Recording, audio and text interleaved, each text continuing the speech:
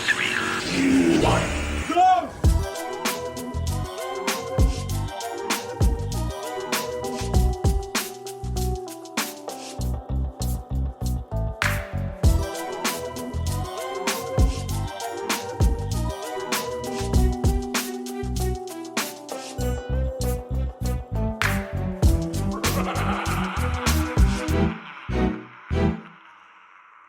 3, 2, 1, Ghost Face. Hey, everybody. Welcome to 3, 2, 1, Ghost. I'm your host face with a silent G, Kyle. I couldn't get through it. I'm sorry. I don't even know if I could speak. It's good. No, it's good. That was perfect. I love it. The new year treating you okay so far? Yeah. Oh my gosh. It's 2024. Watch out, y'all. We're here. Feels pretty good. Yeah. I'm a little worried to see how 2024 pans out for movies and television with the effects and like delays of the writers and actors strike, because I think a lot of things that I was looking forward to, like now they're like, it'll come out when it comes out. We'll see. And so hopefully Final Destination 6 is still on its way. Right. I'm trying to frame it, the optimist I am. I try to frame it as like, I don't know if this has ever happened to you, but it's happened to me once where you find out like months later there was an unwrapped Christmas present for you, like left in the closet somewhere. That like this happened to me once where I was like, what's this? And then my mom's like, oh dang, huh, hey, that's you. That's for you. Merry Christmas. This was like in February, and it was a harmonica, because I was trying to get a harmonica playing. Yeah. And so the way I kind of see it, it's like that season of Chucky, right? You get that first half. I'm gonna forget all about it. I can't wait to find that wrinkled old $20 bill of Chucky season 3 that I forgot existed. So, which is the summer. Maybe that will happen. I think it's summer, not October. I better not have to wait a whole nother year. I'll tell you right now. Don Mancini, get to work. But yeah, I agree with the $20 bill one. Yeah. We did it, everybody. We made it. Gosh, I didn't keep track, but we're like 20 something episodes in before we finally get to a Scream episode. Hey, everybody. We're talking 1996. Wes Craven directed, Kevin Williamson written, and Jesus. Power duo. Power duo. And oh my gosh, if y'all thought that we were really generous with the industry legend awardees, let me tell you right now, wait. the floodgates have officially opened, by the way, because it's going to be a lot. I'm giving out like probably at least 6 to 8 alone tonight. So yeah. Hey y'all, we're going to be talking about Scream. And this isn't the first time we've covered a movie with a famous slasher, right? Of course, we couldn't bring ourselves to pass a Friday the 13th without talking about Friday the 13th. We did Halloween H2O, just randomly the 6th, 7th movie, just because I forget why, but it's a fun movie, so you can't blame us. It was the anniversary. Right, that was it, but it wasn't. Maybe it was when we were recorded it. It was its 25th anniversary. Okay. And then, we've done Candyman.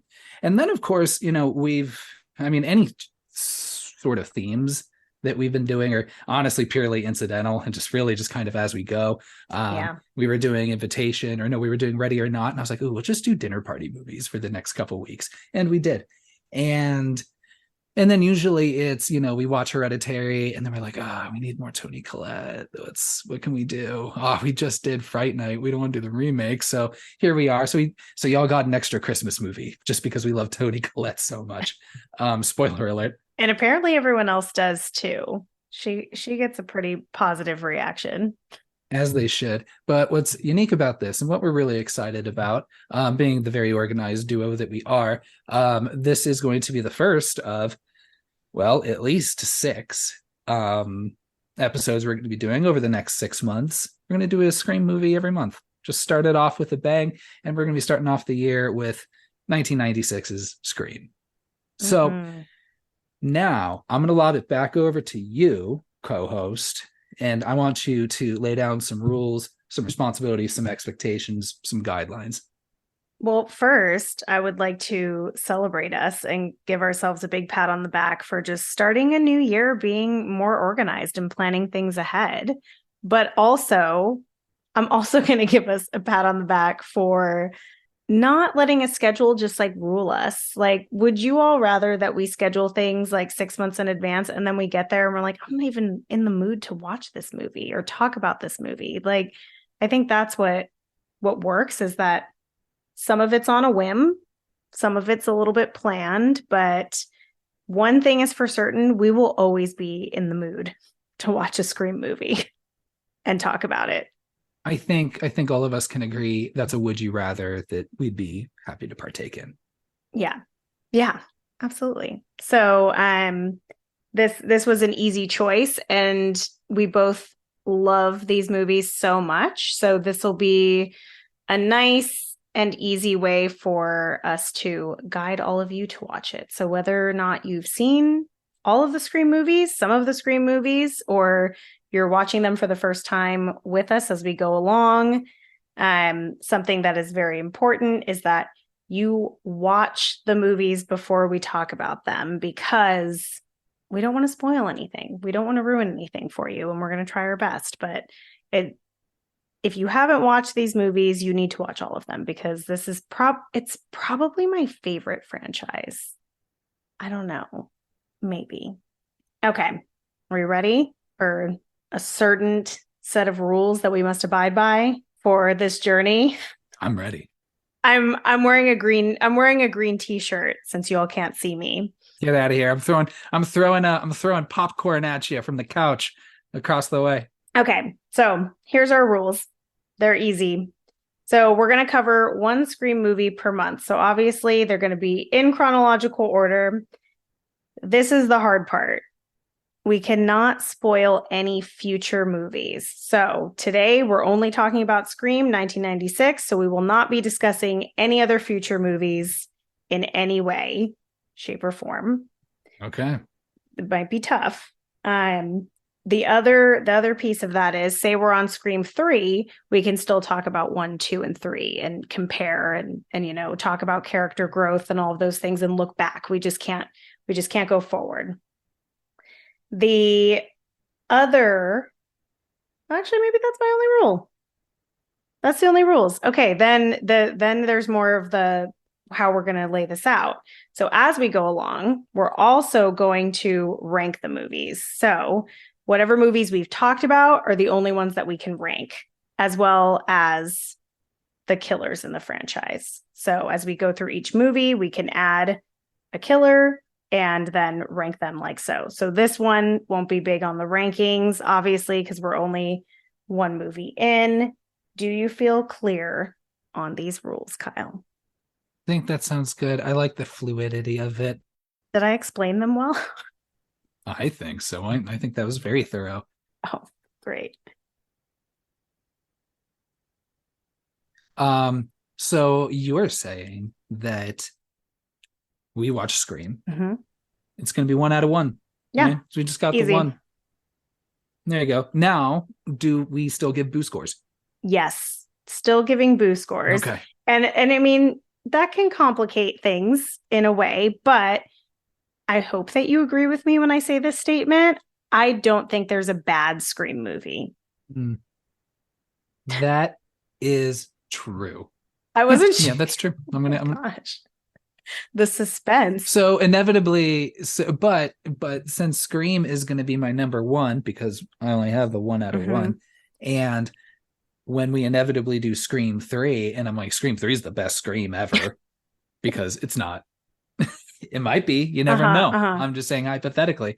Can I then shift that to number 1? So this can be moving and grooving. Yeah, absolutely. I like that. I think I can see a lot of debate in this. I think it's going to be really good, fun, healthy debate, of course. And I think I can see some just like a Scream movie. I can see some last minute twists and turns.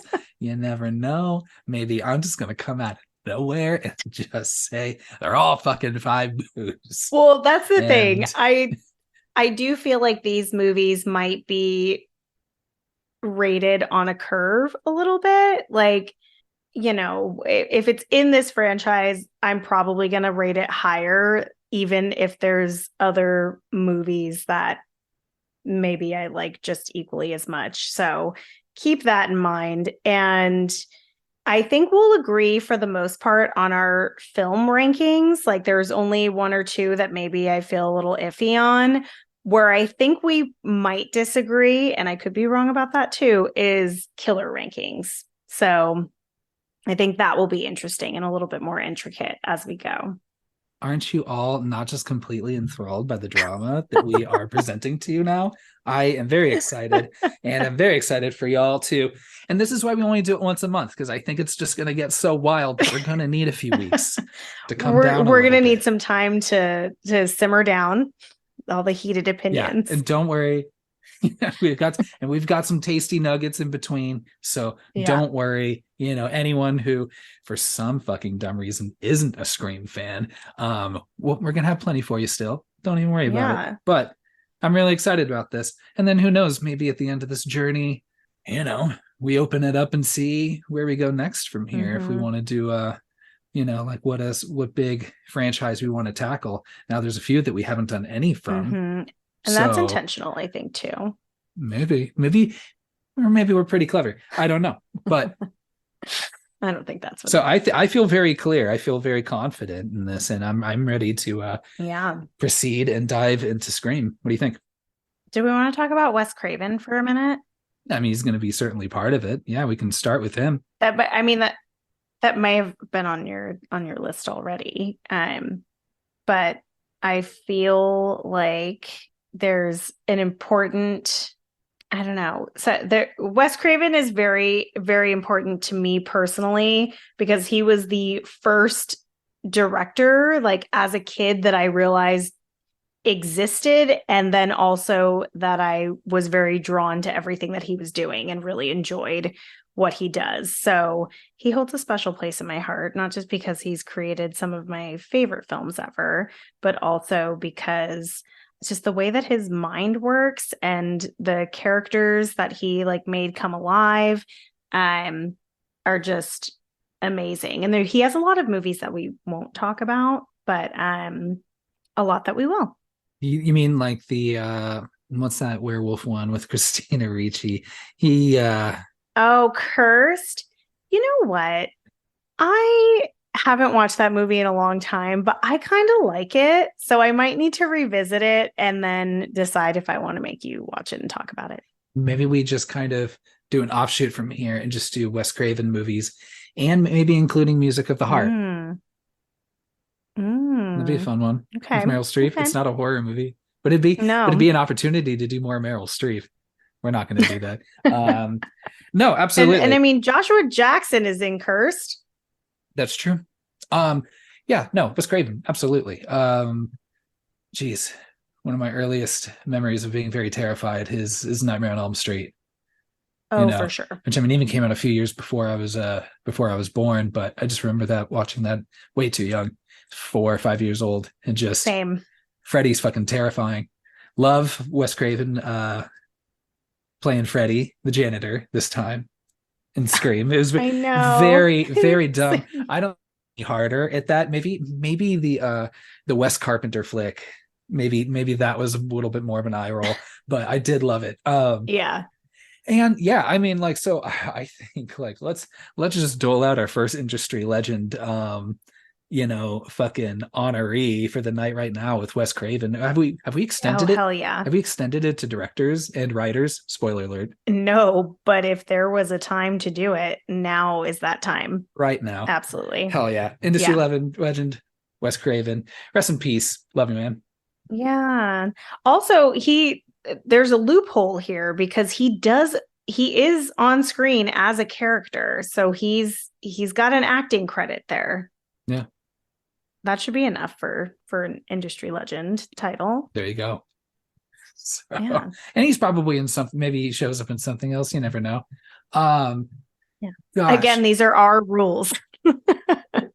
We can do whatever the fuck we want. I love it.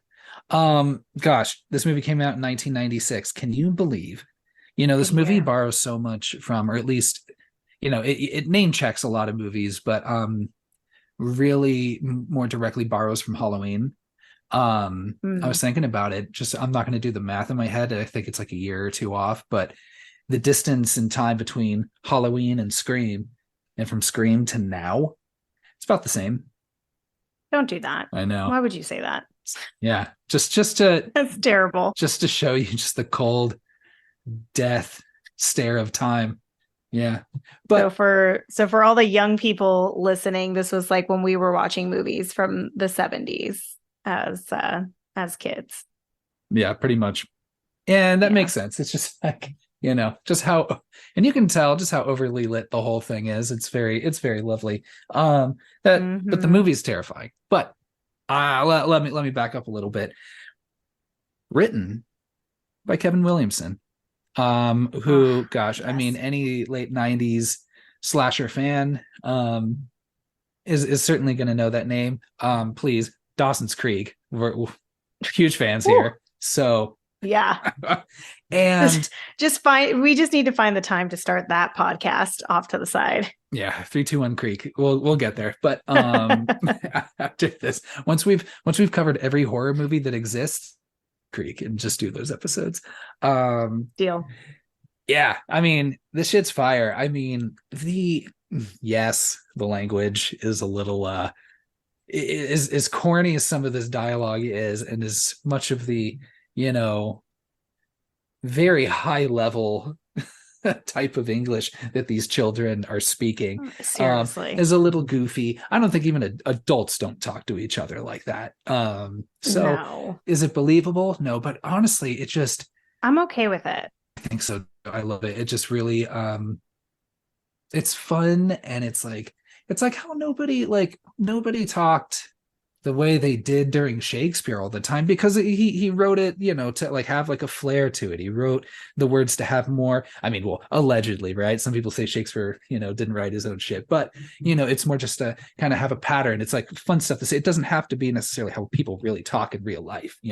So I think of it that way, where I'm like, you're just in this world where this exists, and if you Yeah. accept that people talk that way, then they talk that way, and then you just ride that, and it's at least consistent the whole way through. So I really, and into other entries in the series, at least the ones written by Williamson. But I love this movie. It's so clever. The conceit is fucking awesome, and he's great. Well, and also like not even just their amazing vocabularies, but like, can I live in a world where all the teenagers are extremely knowledgeable about horror movies from like several different decades and like can reference like behind the scenes trivia and, the actors and directors that are in them? Like, come on now. There's a lot of horror fans out there, but they don't all go to the same high school. And honestly, I would risk being sliced and diced by Ghostface to be in a high school full of people who love horror movies, because that was not our experience. Right. Yeah, it was really just us. Right? Yeah. That's just kind of it. Like, And and yeah. and fortunately, in real life, no slasher situation at our high school. But Yeah. dang, were we not prepared though, or Oh, we we were were. certainly prepared. And then, gosh, I'm just gonna keep going. You have this cast who, Ooh, honestly, even if they didn't have horror on their credit before this, you're just earning you're earning your star out the gate. You've just got, for one. oh Jesus, you've got Nev Campbell, who, geez, I'm just gonna go ahead and A spoil it. goddess. Number one final girl, and I don't really think that, outside of Jamie Lee Curtis, who do you say? I mean, Nancy was in those, or Heather Langenkamp was in the two, well, three technically, Nightmare movies, but just the way that Sydney just kind of kicks ass just from the get-go. It's like, I think they really, Absolutely. I think that's it's framed, or you're supposed to be kind of told that, like, of course she's like sorry about my trauma, and she's supposed to be just very like standoffish and this and this and this, and supposed to be very like, coming off as sad and depressed, which I mean, definitely valid. But like, I just feel like even still, even from the get go, in that first call with Ghostface, she's got a very fuck you attitude. Like, I'm not gonna, Oh, for I'm not sure. gonna take your shit. Like, even Picking her nose and shit out on the patio. yeah. So I love that attitude, and I think that she carries that through the whole way. I just yeah, she's great in this movie. I absolutely love it. It's just wild now to think. I get think just the older I get, just to remember she's how old is she supposed to be? Is she a senior? She's supposed to be, I think she's like 17, probably. They are. I just forget. Just the older I get, I'm like, wow, they are just children here. Absolutely. Especially like I when I mean, see not her. actually, but Yeah, it's always like 25-year-olds, 30-year-olds, yeah. looking at you, Kerr Smith. I love you if you're listening.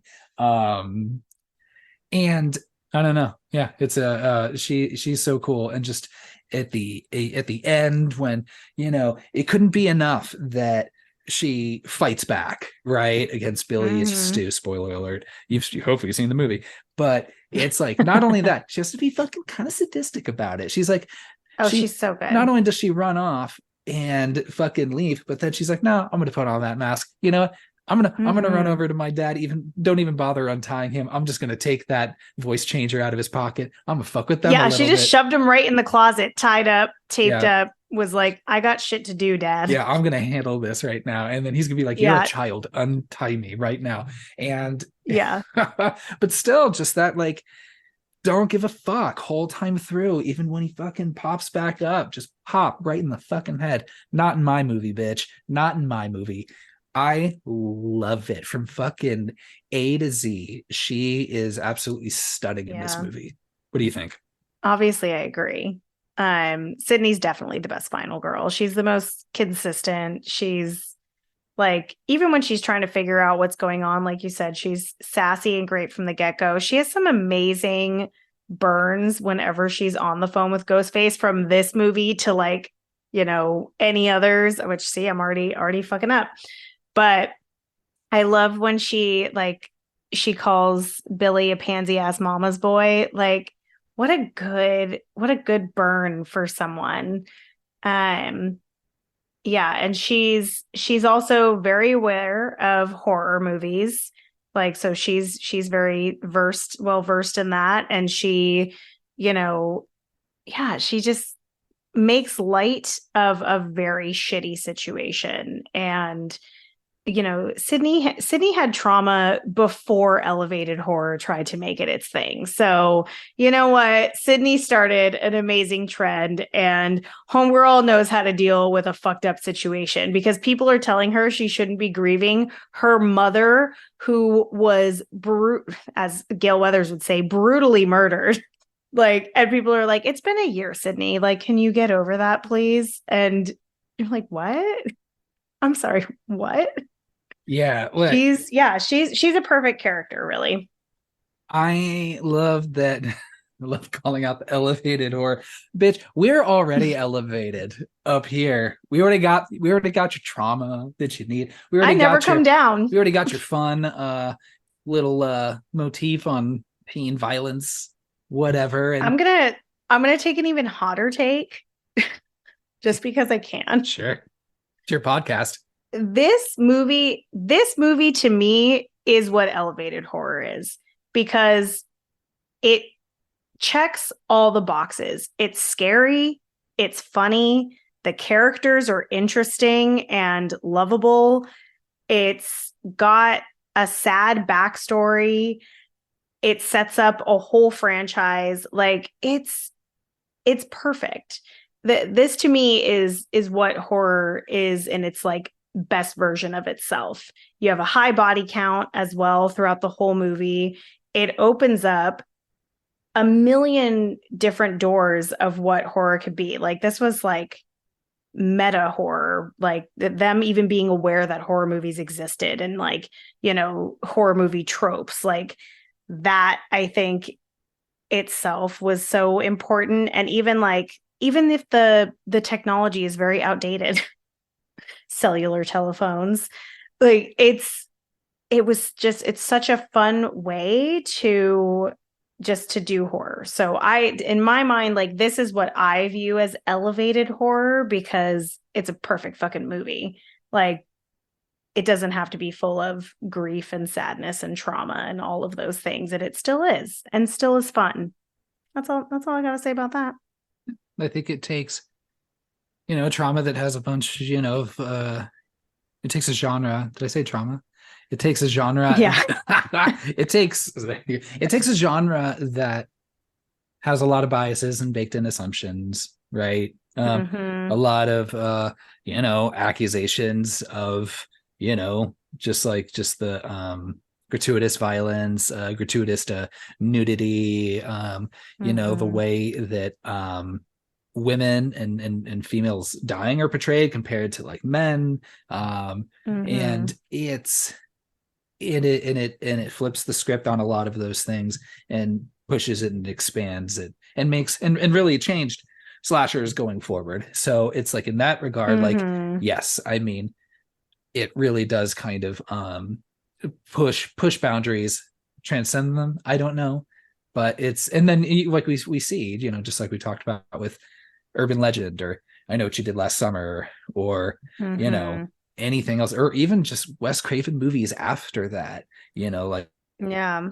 But to be fair, I've never seen Music of the Heart, so I don't know. I can't speak to that. Neither have I. Maybe we should just do that. Maybe we should. The other thing too, like I know we're still like just barely touching the surface of the cast, but another thing that is special about this is that it also took a slasher format and turned it into a murder mystery, and that is very unique because you have this totally different type of slasher where rather than the victims all being caught off guard, they're all aware that there is a threat and that someone is is murdering people one by one. And then you also have this added element of warning, Jason and Michael Myers just show up and murder you, and you don't even have a chance to process that there's a man in front of you in a mask. Whereas like Ghostface is giving you ample warning, calling you on the phone, making an appointment. Like you fucking know that like it gives you a sense of warning. And then it it turns into this thing, by the second time that Sydney has a phone call, she's already like, fuck, like it's this guy again. So I think that's also really special and different and opens up like so many doors of possibilities of what can happen. So where were we? Neve Campbell? Yeah. And I'll circle back on that. There's going to probably want to expand a little bit on the murder mystery part. Because I agree. That's something that really brought me back into the fold. I think I stopped watching horror for a little bit because it was mostly just well, no, I don't know. Never mind. I guess I always was with like Goosebumps and stuff. But I think like that's a blatant lie. What really brought me back to slashers was, definitely Scream, and just the idea of it being a murder mystery, even though there were a lot of, it's like how, like My Bloody Valentine, Black Christmas, a dozen billion others were murder mysteries, and that's what really drew me to those as well. And I think having Scream just really, really play into that, and that being kind of one of the core tenets of the franchise is this mystery whodunit part, just was always really appealing to me. And I'll circle back on that. But man, if Sidney Prescott is the ultimate final girl, is Courtney Cox final woman? Because damn, I think it's a 1A 1B, it's a shared. The more I watch this movie, she's my favorite character. I love Gale Weathers so fucking much. I am the biggest Courtney Cox fan, even though I've maybe only seen in total maybe a few episodes of Friends, but fuck, I just love. Hey, Ace Ventura was a core thing for me, even though that movie is just very ugly, and gross, and problematic, and does not age at all. It's really awful, but she's great in that, and in this movie, in this franchise, and it's fuck, she is just, it's the other way around. She's Like, so good. you would have thought in any other movie when she like is trying to peel away in the van and she goes off the road and crashes into a tree, any other movie she would have gotten a fucking tree stump right through her face or been launched out the window and she Hmm. would have been dead there, and everybody would have cheered for that, right? Because you're building her Hmm. up to be this nasty fucking character. But again, man, just a way to flip that, and just her surviving makes me love her, that character, so much more. She is so awful. And again, I was talking about like, gosh, you Um, forget that Sydney's a kid. She is awful to Sydney, I and I love her. I fucking love Gale Weathers more than probably any fictional character ever. And like my personal challenge was not just writing in my notes quotes of her, because the things that she said, like if Sydney is good at like doing her like sassy comebacks on the phone to Ghostface, when when Gail yells at Kenny, I'm not going to say the quote, but when she yells at Kenny, and the way that she snatches that microphone, she is the world's best bitch and makes me feel like a better person. Like, I aspire to be as bold and fucked up as Gail is. Like the way that she like is literally just insulting Sydney left and right. Like this is a minor whose mother was murdered and you're writing a book about it. You're saying that she's a liar. Like that is incredible. Gail Weathers is one of my favorite people that doesn't even really exist, but I feel like she does. I just love the energy, and I love that, again, yeah, breaks a lot of, I think our baked in, assumptions, especially when it comes to these sorts of movies where, what, there are different ways to survive. It's not just being Mm-hmm. that final girl model. You can also just be a powerful, just fucking mean, just get what you want, fuck everybody else in your way. And you know what? Hey, that's how you survive too. A lot of people, Yeah. I'm sure a lot of people will tell you. And I think it's just, yeah, I don't know. It's such a great thing. And I'm just really excited to see, kind of like where this character goes as well. Um, Yeah. so Maybe I was exposed to Gail just too young because she's a muse for me. Like she's literally self-serving and says what she feels. She does what she needs to do to live her life. But at the same time, she has heart. Like she genuinely loves people. She genuinely cares about people. She doesn't want people to get hurt. But she's like, can I profit off of this and make my life better? Absolutely. So I respect that. I respect the hustle, Gail. Like you get it in your neon green fucking skirt suit. love that. Love it. Love all of it. I love all of her outfits. And yeah, no, you're right. Like, Mhm. how can I turn a profit off this? That's okay. And you know what? Yeah. Maybe I find some true love along the way. And that brings us to Yes. fuck industry legend number. Where are we? So I'm sorry. So both Three. both We're on number three. both Nev Campbell and Courtney Cox and Yeah. Kevin Williamson and Wes Craven. That's four. Okay. Oh, sorry. I'm sorry. I forgot Wes Craven and Kevin Williamson. We're That's. number I four. don't think I said it officially, but they all So we're are. on number five. So number five, fuck my boy David Arquette. Man, Oh, you just David gotta. Arquette. Hey, you just gotta do a lot of work to make me love a cop, and he fucking does it. Fuck, Dewey is god it. damn, love him. He is what a fun character. Again, kind of this. He should absolutely be dead 30 times over in this movie, and the Yeah. fact that like he makes it, even though he doesn't really do stuff to help a whole lot of the He situation, but wasn't supposed to. right. They added that in. Yeah. They circled back and were like, we need Dewey to survive, which was a very good choice. So if we find out who was in that focus group and if we can get their names, Oh my God. please let us know, and let us know if they have a social media tag, and we will award them industry legend awards as well. For Yes, they also deserve an industry legend award and a fruit basket. yeah, for keeping Dewey alive. So, but he's great. I just love just the whole energy, because it's him and the Marco Beltrami score in particular, that Mm-hmm. really gives this movie like a Twin Peaks vibe, you know, and really just Mm. this he gives us just this quirky kind of energy. And I love it because it's like this Yeah. idea of like, I think he was supposed to be this like, you know, more kind of broad, kind of, you know, dumb, lumbering, strong kind of guy. But it's just like, I love how he just plays it like this. Man, he thinks he's so smooth all the time. Oh yeah. Oh my gosh. When him and Gail are like And he's flirting such a back dork. and forth, and he just kind of gives that, you know, just that when he talks about, you know, like that 11 to 24, but he's 25 or just whatever, Yeah. whatever. And he just gives her this kind That of like, actually was pretty smooth though. oh yeah. And just before he just gives her just this kind of like half like smoldering or he's attempt at smoldering kind Mm-hmm. of look. He's so good. You know, with that little mustache. Oh, I love him. Yeah. And David Arquette, he's got other, does he have other horror? Oh, he did Eight-Legged Freaks, which I love. Did you ever play The Quarry?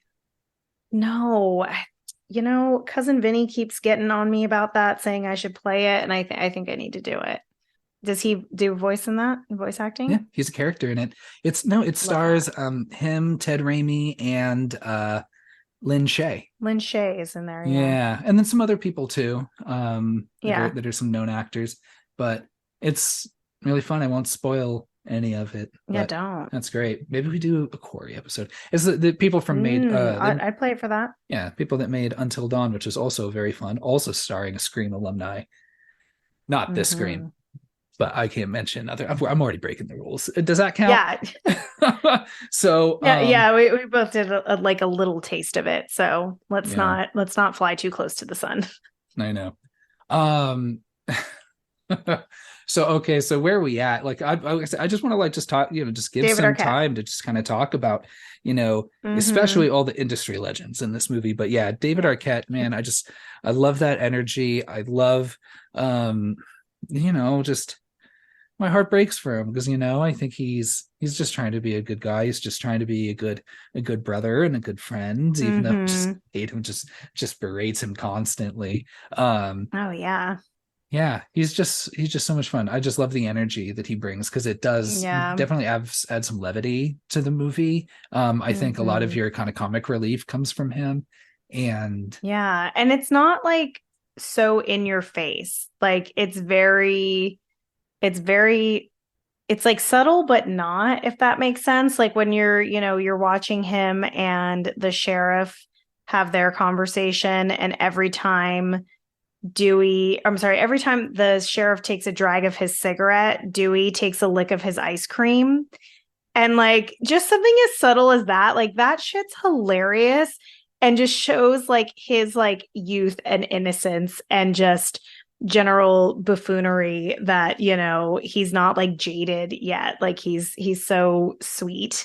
Um and so I really appreciate how David Arquette like brings Dewey to life for sure. 100%. Let's pivot over to Tatum because they're related, played by Rose Mm-hmm. McGowan, who's Tatum's also so great also too. been in a bunch of you know fun things. Mm-hmm. I mean, well, I know plenty of horror. I mean, the only one that comes up immediately to my head is Planet Terror, of course. Planet Terror and Yeah. Grind, or and what's the other one in Grindhouse? Death Proof. That's it. Mm-hmm. Um, Death Proof. as well as like I remember things like just things in like the 90s. Like I remember like watching Jawbreaker because I was like, oh hey, that's Rose McGowan. Mm. I'll watch that. You know, Jawbreaker is so good. That's one of my favorite movies of all time. yeah, it's pretty fun. It's horror adjacent. We might be able to get away with that one. It's like a dark, like would you call Heathers? You know, it's a very dark comedy, you know, but It's a very dark there's a comedy. lot of Yeah, so maybe violence, not some horror, violence. but yeah, No, no, we'll talk about, like I said, we make the rules. we'll see. So, Yeah. um, she's really fun, and now she does play a little bit more into you know a trope that you would see inside a slasher movie, which is the Yeah. very you know outspoken you Mm-hmm. know maybe brash, I don't know, and you're led to Mm-hmm. believe, you know, just you know given kind of the rules of the movie, with more the more sexually active Mm-hmm. of the two. And she does ultimately meet her demise. We'll get to there when we talk Mhm. about her the kills. But yeah, any thoughts on Rose McGowan in this movie? I think she's a lot of fun. Those Yeah. costumes are pretty iconic. It's funny because like I feel like everyone's outfits age pretty well considering like 90s fashion made its way back around, but Tatum's do not. Like they are very specific to 1996. Yeah. But what I like about Tatum versus like your typical like wild best friend in a slasher is that she is like the most supportive and patient friend with Sydney. Like the conversations that she has, the way that she like is there for her, like at the police station, she's, letting her stay at her house. She rubs her back. Like she notices, when she even sees Ghostface, she's like, if Sydney sees that outfit, she's going to freak out. Like, you better take it off. Like she's always thinking of her friend. And I think that's what makes Tatum so unique and also makes her death that much more shocking because she feels very special. And I think you would expect someone like Gail Weathers or like Dewey to, be killed before you would expect Tatum, like when you're watching this movie for the first time at least. So I think she's great. I think she's always really great in everything she's in. She's a little bit weird now as a person, but she's uh she's great. Like I can't deny her acting ability and how much I enjoy her on screen. Yeah, I couldn't imagine anybody else in that role. I think everyone is No. just so perfect in it. It's just been just cemented for me that way. Mm-hmm. Um, let's go, Randy, played by Jamie Kennedy. I think Mm-hmm. there's gonna be some thoughts about Randy. Randy is for even though everybody in this movie is kind of a horror buff, Randy is the designated The horror extra buff. horror buff. And, gosh, as an impressionable child who was into horror movies, I looked to Randy and was like, that dude. I want to be that dude. That dude. I love Randy. And again, and kind of flipping the script again a little bit is that, well, I mean, even though he, self-identifying as a virgin, he was able to live, but also just seeing the nerd live, because that never happened, whether it's, Mm-hmm. you know any of these slasher movies, it's like usually he's going to go eventually, and you really think that Mm-hmm. he's going to, in a really wonderful set piece there. Even, there's some problematic bits, right? Definitely I validate everybody who accuses Randy of being pretty incel, but he's not. He's so, and a lot of that, like, I absolutely validate. And we'll probably talk about it as the series goes on. I'm not going to talk about other movies, but this one, I Yeah, think, don't do it. this one, he presents himself as a pretty good red herring. Even Mm-hmm. though, gosh, Well, just as he's so obsessed with horror movies, and clearly, like that's part of the killer's motivations. right. Which, I mean, outside of that very first phone call with Drew Barrymore, I don't know how much of the conversations were like specifically like, it's not like he was asking anybody else horror trivia, outside of that first That's phone call. true. That's one thing I But I wish. mean, I know I do wish there was more of that in this movie. Yeah. But yeah, I think for Randy, the reason why I love him so much is because he reminds me the most of an actual teenager in the way, Yeah. not like just his, like I remember in high school, as soon as I found something that I liked, I was like, I have to know everything about this. I have to watch everything that has to do with this and be an expert on it. And Randy's that person. He's also extremely flawed. Like the way that that he's, talks about, Jamie Lee Curtis, like he's claiming to be like the biggest fan of her, but he like can't get past her tits. Like, so, I like that he reminds me of a real flawed white rich teenage boy. Like that to me all fits and tracks. So we can talk more about Randy, but I like all of those things about him. I also like that he shares that he has this like this crush on Sydney, and everyone knows it except for presumably Sydney. I think deep down she does, but they leave it unresolved, like in this movie. Like it's not part of the plot, like, or like driving the plot or anything like that. There's no like side love story where Sydney like ends up with him and all of those things. And I like that it feels real, that he's just this like dork with a crush, and nothing comes of that. So I like that for Randy, and like the way that he's written. I'm just loving the fact that he's a survivor. That's fun. And it's nice because then you also have him, so we can provide that commentary when it's like, this is the part where the killer presumed dead jumps back up, back to life for one final scare, Yeah. And so that's fun. Maybe keeping him alive just for that is good. But yeah, no, I think he's super fun. I know. I remember when they're watching the movie and she takes her top off and like everyone starts cheering and like high-fiving and stuff. And I was like, I don't remember doing that like with my friends, like being like, yeah, no, and just high five. But also this is an older gay man writing young straight boys. So like that in itself is already like an interesting, funny situation too. Like, because you usually have straight white men writing female characters.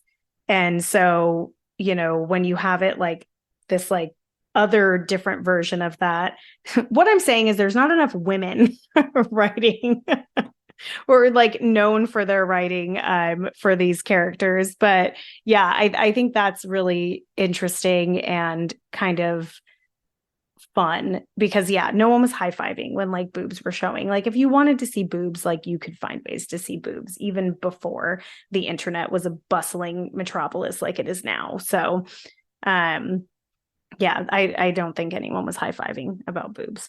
Yeah, it was just all about just sitting uncomfortably. Yeah, maybe Luke and Garrett from Better Watch Out. Maybe they would do that. Yeah. Oh gosh. And then now we have a couple other people that are in this movie. Some side characters. Do we want to talk? We'll talk about Drew Barrymore when we talk about this opening scene. But let's kind of round out this main cast with Matthew Lillard and Skeet Ulrich. Both industry legend. Bang, bang. Yes. Yeah. So I'll let you decide on Jamie Kennedy and Rose McGowan. I think we can think about that, but I'm leaning towards but also like can we add one more industry legend in here? Are you gonna say Roger Jackson? Roger Jackson. Oh yeah. The voice of Ghostface. I'm gonna talk about him in the opening. Is that okay? Absolutely. I have a lot of things to say about him because that voice.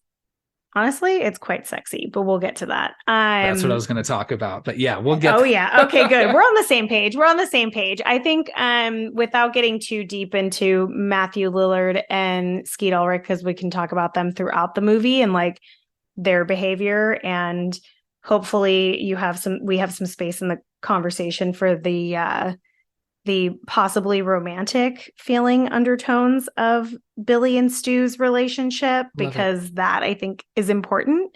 They're so good. They're both so good in completely different ways. Like their performances are day and night, and that is perfect for the situation. But I fucking love Matthew Lillard. I love him so much. Anything he's in, I will watch. He made me watch that terrible Five Nights at Freddy's movie. So that shows my commitment to Matthew Lillard. I'll watch anything he's in. Yeah. I think he's really fun. It was when I was talking about when we were talking about the Frighteners and talking about Jake Busey. It's like him and Matthew Lillard have a lot of that kind of same kind of, really intense kind of energy to them. His is maybe a little more manic, a little bit more, stretchy, very cartoony, hyper. So like, playing, like Shaggy in a Scooby-Doo movie makes complete sense, and but I like him when he's, dialed back a little bit. I don't know if you want to call 13 Ghosts a dialed back movie, but I do think that he was That's a little dialed back more for him. reserved in Yeah. comparison, right? The movie itself is not a dialed back movie, but he is it was one of these, like, even like the first time like watching it, it was like, even if he's not the killer, he's involved somehow. Something's Yeah, up. because there's just so much personality over things that are like super morbid and weird. Um, so that's definitely a red flag. I have a question for you. Sure. How many times do you think you've watched this movie? Just ballpark. Let's see. It came out in 1996. Like, I mean, You're doing math, like multiplying by the years. like, if I would put like 100 as my over under, I don't know. Maybe a little I know I under. was trying to do the math. If you watched it 2 times per year since 1996, Yeah, so it's like which 20 probably something years. over 20, so that's 27 years. Yeah. And then that doesn't count the times where, I have a few too many beers late at night and I just watch the killer reveals from each movie back to back. I watch the opening scenes sometimes back to 100%. back. So we just need to My find thing. so we just need to find someone that only watches the middle parts and then just stops. But I would say the same. I think it, like, if I've seen any movie 100 times, it would be this one. So if I'm not sitting at 100 plus, I'm damn near close, because I've seen this movie so many times. It's a comfort movie for me. So I will put it on several times a year, and sometimes just have it in the background while I'm cleaning the house, doing laundry. Sometimes if I'm lonely at a hotel while I'm traveling for work, like, it's definitely something I've watched a lot. So I was just curious how many times you thought you'd watched it. yeah, I would say maybe like that. This and Ghostbusters probably is the ones I've probably seen the most. Yeah, what I love about them, and I'm talking about them as a pair a little bit, just because they're the killers. They operate as a pair. For a movie, like I said, where it's just like, from the get-go, I feel like a lot of people that watch this movie and be like, oh, it's definitely like those two are involved in some capacity. Like everyone, I think definitely Billy. Everybody, definitely Billy. But I think that so suspicious. But it's so good that, like, even when when the answer is right there in front of you, they still play it so well and still have like maybe just that little bit of doubt, even when they just become even more like boisterous and cartoonish. It's I don't know. I think it's just really impressive and fun to watch. And I really wanted to take this moment to make an official apology right now to Skeet Ulrich. Or is it Skeet Ulrich? I don't know. I'm sorry. I think it's Ulrich. So that's my second apology, or my first apology. My second apology. Why are you apologizing to him? Because you know what? I think he gets a lot of flack for being not my words, but the internet said is a lesser version of Johnny Depp. Ew, no. I had the biggest crush on him. I agree. Still do. But I want to apologize because, first of all, his time is told. Johnny Depp's a fucking creep. Yeah. And that's even without all the the fucking guitars and the scarves and the millions of bracelets and shit. The eyeliner. Oh, the eyeliner, the hats. Get the fuck out of here. And don't get me wrong, men can wear eyeliner. Anyone can wear eyeliner, but it doesn't look good on him. Oh yeah, ask Gerard Way. No. Yeah, absolutely. So I just wanted to apologize to him because you know what? Man, you're fucking cool. And honestly, Johnny Depp is just a fucking bullshit version of you. So I know. I didn't know that was a comparison that was being made. How could you not? Like when you watch the first Scream Johnny movie, Depp is much older than him. Isn't he like 15, 20 years older? Oh my gosh, when you're watching, am I wrong? When Wes Craven makes a slasher movie and puts this sad-eyed, greasy, dark-haired, pouty teenager boyfriend who you think may or may not, whatever. He's absolutely. I don't think that's a weird. I don't think it's an off-base accusation. I'm not the first person that's ever brought that up, and I've never heard that before. Wow. to all the people that are saying that, get the fuck out of here, because I was gonna say, he's fuck great. you. Yeah, fuck you. He's great. He's great in well, great's relative, but he's great in Riverdale. And as much as Yeah. Riverdale is As much as one can be. as much as one can be, but The first season was entertaining. I'll give it that. yeah, again, cool murder mystery. I love it. I mean, it's Yeah. so convoluted, but so is a lot of it. Yeah. But hey, I apologize, Skeet Ulrich. You're great. And I'd love to see in more stuff. I love it. Though I Yeah. never watched that. That's that one with him and Cuba Gooding Jr. Something cold. I can't remember. I'll come up with it. It's something playing off something cold. Something cold. I don't know. But and then and then I think even outside of this main cast, I think the most iconic Drew Barrymore showing up in the opening scene of this movie. And you'd mentioned how this is a comfort movie for you and how you'll put it on in the background just to relax. As much as I've watched this movie, not that first part. Like this opening part still fucks me up, and it's the scariest part of the movie, definitely. Yeah. And it's honestly the most heartbreaking, part of the movie too. Right there at the beginning. And man, and then this is just it's so like it's upsetting to watch, and it's still is very it raises the blood pressure, like watching this opening scene. It's still very, very effective. It's so good, man. Roger Jackson, again, industry legend. Fuck, it just everything just works, and the suspense builds so much, and she is so good and so effective in this. And that now, like, if I think of Drew Barrymore, this is automatically always going to be the first thing I think of, other than turning it back on writers during the strike. But she realized the error of her ways, I think. So she's fine. I think her intentions were like, she thought they were good, but they were dumb. And like, it was like, I think it was out of like pure stupidity, not like malicious intent. Like if that tracks, but not defending her at all. But like, I think people forget that not everyone is smart about everything all the time. Like sometimes people just are fucking dumb. But that's a whole nother conversation. The opening scene is one of the best things I've ever seen on a screen. And I've never seen this movie in a theater. So if we ever get the opportunity to see it in a theater, I would love to.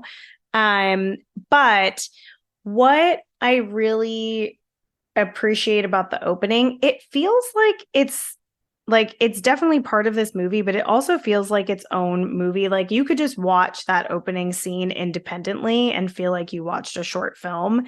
And I absolutely agree. It is extremely heartbreaking. I always thought it was really scary and quite sad. But once I became a parent, like watching Casey's mom react and have to listen on the phone and then see her hanging from the tree, like just her emotions that she's going through. I think the actress does such a great job of like just being in like shock. Like it's not like Annie in Hereditary's like crying. Like it's a very different like feeling, but it's just as sad and devastating. And I really, really like it. There's also a couple of like dated things that come up in this opening scene that are really great, because it starts with a ring on a phone with a cord, not the cordless phone. Yeah, I remember having a cord on my phone. I remember not being able to walk like a certain amount of you like how far can I stretch this before it completely pulls out of the phone? And that's totally happened to me before too. Oh yeah, for sure. Gosh, just how heartbreaking this opening is, and just how suspenseful the whole thing is. It just works so well. And fuck, I just feel like every time I watch this movie again, like I watched it earlier today, I'm like, I just like realize again like how close the parents were. So close. How fucking close. And because even then, like watching again, I'm just like, oh wow, they're already pulling up down that long driveway, and she's like, it's a long fucking driveway. and and then he fucking chokes her to like, fuck up her like larynx or something so she can't Uh-huh. speak. And then and I remember that because I just feel like it's even just putting the knife down and choking her like that is that it's not really like what we know is kind of Ghostface MO. Like even that's a little like intense and brutal. Hmm. Even, I mean brutal, like, stabbing somebody, right? But Yeah. it's just Comparatively to like the other kills, it feels this one is particularly gory and intense. And like you said, yeah, like choking someone to the point of not killing them, but like damaging yeah. like vocal cords. Like that's a lot of pain that poor Casey had to go through after so much like terror. So that is just not an ideal situation for anybody involved, really. Yeah. Um, I was thinking, when she gets the Friday the 13th question wrong, mhm. I'm like, Would you have gotten that question wrong? if I was, well, I don't know, if I was like kind of like panicking at that point and getting And like as a upset, teenager, like think about how many times you'd seen that movie at that point. it was, I think, if fun equivalent would be if somebody asks you over the phone who was the first victim in Scream, and you go, Drew Barrymore, You'd say Casey Becker and it's Steve. right? And so I thought that was Yeah. Oh, fuck. You just blew my mind. right because I feel like it's kind of the same thing. I think that would be like, I don't know, like the equivalent Yes. of that because she is so iconic as being the first victim, but she's not, right? Poor Steve. You have a named Yeah. Oh, character. poor Steve. Justice for Steve. Justice for Steve. Yeah, poor guy. He didn't do anything wrong. Yeah. He was just a big old quarterback. Well, and like the funny thing too is that like Casey's definitely like she's being cute, she's flirting, with Ghostface, and they've got like this little thing on the phone going on. Like, and like again, like Roger Jackson's voice is just sex on a stick. Like it's hot as hell. Yeah. Um, and what I really like about his voice acting, if you really listen carefully, and I'm sure you have because you've seen this a million times as I have, the his like what's the word? Like almost the way that he speaks and delivers lines sounds like Billy. Like it sounds like Skeet Ulrich, like the Yeah. way he like chuckles, the way that he like spaces out his words, and the way he just, like the draw, like all of it sounds like Billy, which I think is really fun because I would never have caught that the first time or even maybe the second time that I had watched it. But after watching it so many times, like it's quite a talent. And he does that, like, I think when he's, if he's I don't know if Stu ever makes any phone calls. I think Stu does make a phone call when Billy's in jail. I do think that that's Stu and not Billy. Yeah. I mean, he would And like he you would can tell the know difference. he would know Tatum's home phone number. I mean, not that he Mhm. wouldn't be able to share that with Billy, right? Yeah. But There's phone um books. I was thinking, and you can, I'm a bad fan. Sorry, everybody. I'm sure this has already been debated and settled on in the crevices of the Oh, who internet killed who? of who's on the phone and who kills who. Because I think it's fair to say that the person on the phone is not the person in who's killing and doing the mask. Yeah. It's one or the other. And I Yeah. wondered. So now I definitely think it is Billy, in this first phone call. And I think most of that is Hmm. because it's so focused on talking about horror movies. And what I kind of get, especially kind of Hmm. confirmed by recent watches, is that like Stu doesn't have or doesn't care really much about other than He was like along for the ride. he's along for the ride. He's not really quoting horror movies like like him and like Billy and Randy are, or even Hmm. Tatum. Like I spit on your garage. Hmm. Like that is Yeah. you know That's a deep cut beautiful, too. right? Like, And yeah. so that's why, like, I definitely think that is Billy, and why I think it's Hmm. Matthew Lillard, of course, in the costume, because again, kind of talking about, especially just like when he's choking her, and it just feels just Hmm. so personal, like a kill like that, Oh like Freddy yeah, and Jason wouldn't kill because like she dumped that. him for Steve. Yeah, and it's just like, and again, just like Randy said, it's just like, there's always some dumbass reason to kill your girlfriend. There's not, by the Yeah. way, there's not ever a good reason. I love that he says that though, because I mean, statistically, it often is Right. the boyfriend or husband. Like that's a very common thing in real life. So yeah, I also agree. It's got to be Billy on the phone, Stu doing the killing. Another dated reference that comes up is when Ghostface says, like, I want to talk to you. And Casey says, they've got 900 numbers for that. If those of you out there don't know what a 900 number is, because they don't exist anymore, I checked. Also, something that's really funny about this, when I looked it up, I have to read you this. Okay, so basically 900 numbers. I'm not going to read the quote. It's too long. 900 numbers you would pay by the minute or by the phone call. It could be for many things, but mainly it was for what we'll call companionship or dirty talk, that kind of thing. Little phone sex situation. You like how I like escalated what I was saying? Yeah. Point by point. But yeah, I thought that was funny that she said that, because I was like, I wonder if the youths of today watch this and they're like, what the fuck is a 900 number, or if they even register that when they're watching it. I don't think youths even make phone calls in general anymore. I don't think that's really a thing.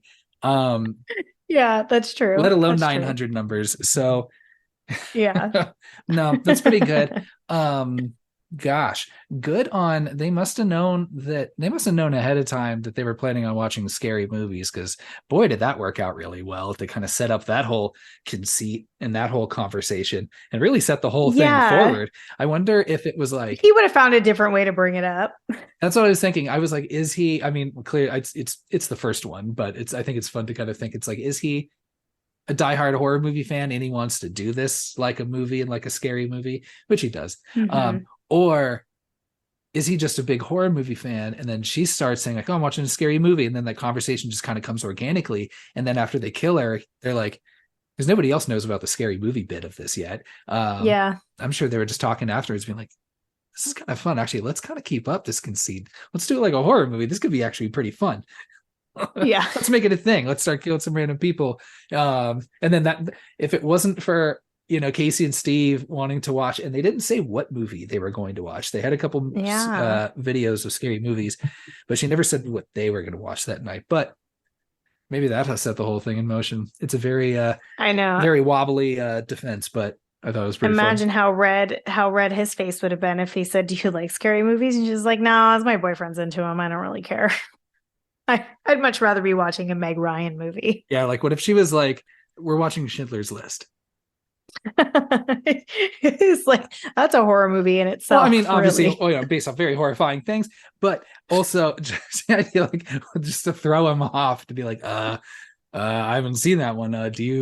He's like, Do you he's like, I could like? do some Steven Spielberg trivia. Yeah, do you like Holocaust dramas? What's your favorite? So really Yeah. good that the scary movie thing worked out. Yeah, that did work out. That's so funny. I never thought about that before. So, but yeah, it's just that whole. I just can't say enough about that opening. Mm-hmm. So then when we cut to, then really it's just like, again, like, yeah, this whole other story comes out, right? And then it starts, talking about, of course, like Mm-hmm. Sydney and then her backstory, like with her mom and, you know, the shitty boyfriend who's like, get over it, Mm-hmm. sorry, her Oh, traumas ruined his precious existence, or sorry, whatever it's the cock quote was. blocking you. Yeah, but I don't know if I would have done that as a teenage boy, been that much of an asshole. And I think I'll end that there. I don't think there's a but there. I'm like, I don't know if I'd be like, if I Oh, would push that I far to be like, I still want to get laid. I know this is awful, but I think that's rough. I I think don't know. that I think that he absolutely would. I think that I think a lot of guys would, especially like, it's been a year. Get over that shit, Sydney. Like, I think that's like the mentality that like a young man would have, like that just has no, like, I mean, he's following his dick. Like it's very fitting. And the best part is that Billy really doesn't have any real emotional connection to her except to fucking torture her. So that makes it even more interesting because it's just this like I'm a boyfriend act that he's putting on the whole time. One thing that we didn't touch on that I think is really important to note that made this like movie extra shocking, besides that opening scene just being completely wild and very unique and different to what everything else anyone had ever seen. They marketed this movie to make it look like Drew Barrymore was going to be in it, like for the entire film. She's in, like, there's all these photo shoots with her standing in the middle of Skeet Ulrich and Nev Campbell. She's on the movie poster. Like, she did a bunch of press for it. She did interviews, and it was all very like hush hush. And so when she died at the beginning, and she was like at the height of her fame at this time, like the people were fucking shocked. Like, I think people like had something that they were just like, holy shit. Like, what happened? If that's the beginning, what happens now? But the movie doesn't disappoint, and neither does Nev Campbell, because then when they like shift to her, like, then it's like, oh, this is a Nightmare on Elm Street situation, or going back even further, a Psycho situation where you're like totally, misled to think that this person is going to be your main character. So I really like that then you shift into who's actually your final girl. And it's funny, of course, the most direct, that Nightmare on Elm Street connection, like that was I remember being one of the scariest parts was, I mean, you're thinking like, at least for the first 20 minutes of that movie, and for a 5-year-old, 20 minutes is forever. So you're just like, it's the whole movie. You've bought in thinking that, or you think that, yeah, is the movie over now that she's dead? Is it done? And then it focuses more on Nancy's character. But yeah, no, I agree. And I think that's what kind of underscores like why it's funny if you just like ask somebody like, oh, who died in the open, who's the first person to die in Scream? I think a lot of people would say Casey, or Drew Barrymore. Mm-hmm. I don't know if this is at the height. I mean, I think, yeah, pretty much so. I feel like this ignited that height, and then afterwards was like, so I want to say like Wedding Singer was like 2 years later, Charlie's Angels the year after that. Was Charlie's Angels really a big deal? Is this the second time we've brought up that movie? Yeah, it is. Yeah. I mean, I don't know, it made enough money to warrant a sequel, and I mean, remember at the time it was a thing. I don't know. So yeah. But and have Bill Murray in it. Come on. And Bernie Mac. No, Bernie Mac's in the second one. Yeah, I think. Yeah, I don't remember. Right. We don't have to. Yeah, but yeah, she was pretty big. She was pretty big at that time, so it was exciting. Definitely.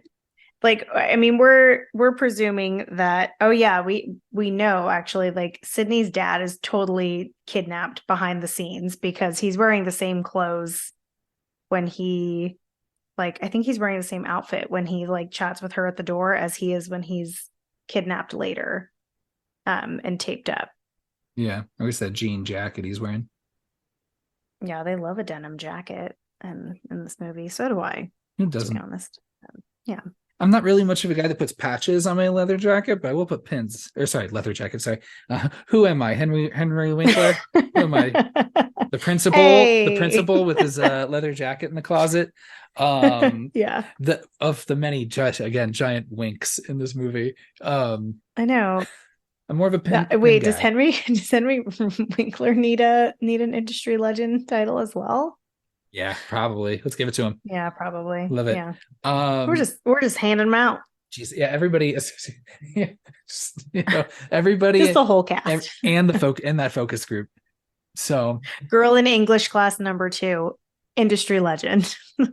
Oh my gosh. The girl who gives that monologue in the bathroom, like when Nev Campbell's still listening, industry legend. Industry legend. Industry legend. I was like thinking, I'm not going to try and repeat it here, but I wonder how many I would, if I was an actor, Do that I would as your absolutely do that as my audition. audition. That or Joan Cusack at the end of Adam's Family Values, you know, Oh one of yeah. those two, very very iconic. And I'm just like, what a just what a fucking mean girl. And just like, If I had the nerve, I do have it memorized and can deliver it very well, but I do not have the nerve to perform it right here live in we'll, front of you. we'll see if we can pressure you to do it one time. Maybe one day. Maybe one day. I love it. But gosh, and I like how just all of this just establishing afterwards of like, now do I believe that those five characters would be friends, No. but I do like seeing them together. I do like seeing them interact. This is really the only time you get all five in one spot, which is here in the Yeah. courtyard early on. I'd At that believe it fountain. if it was freshman year, because then they would all kind of separate into their own little groups, by senior year. But because like we're in senior year, like they wouldn't all still be friends. They would I don't see it. they would not have kept Randy along for that long. Oh hell no. No, No. absolutely not. He would have just trailed off into his own group and everything would have been fine. But what I really appreciate about this movie, like, so you have them having the conversation at the water fountain, but like even prior to that, like they do such a good job of world building of all these things of the past without someone like saying, oh my gosh, you know what happened a year ago with Maureen Prescott. Like they're not sitting like feeding the story to you. Like it happens in little pieces through different characters and through different conversations. So you're like learning this whole history about Sydney's mom, which this reminds me of Hereditary, where the mom is this like, I think you had brought it up. The mom is this like dead character the whole time, but is so important to the story, which I think is really fun and interesting. But yeah, they do a really good job of just like filling in the blanks for you without having to do like a cheesy flashback or some shit like that.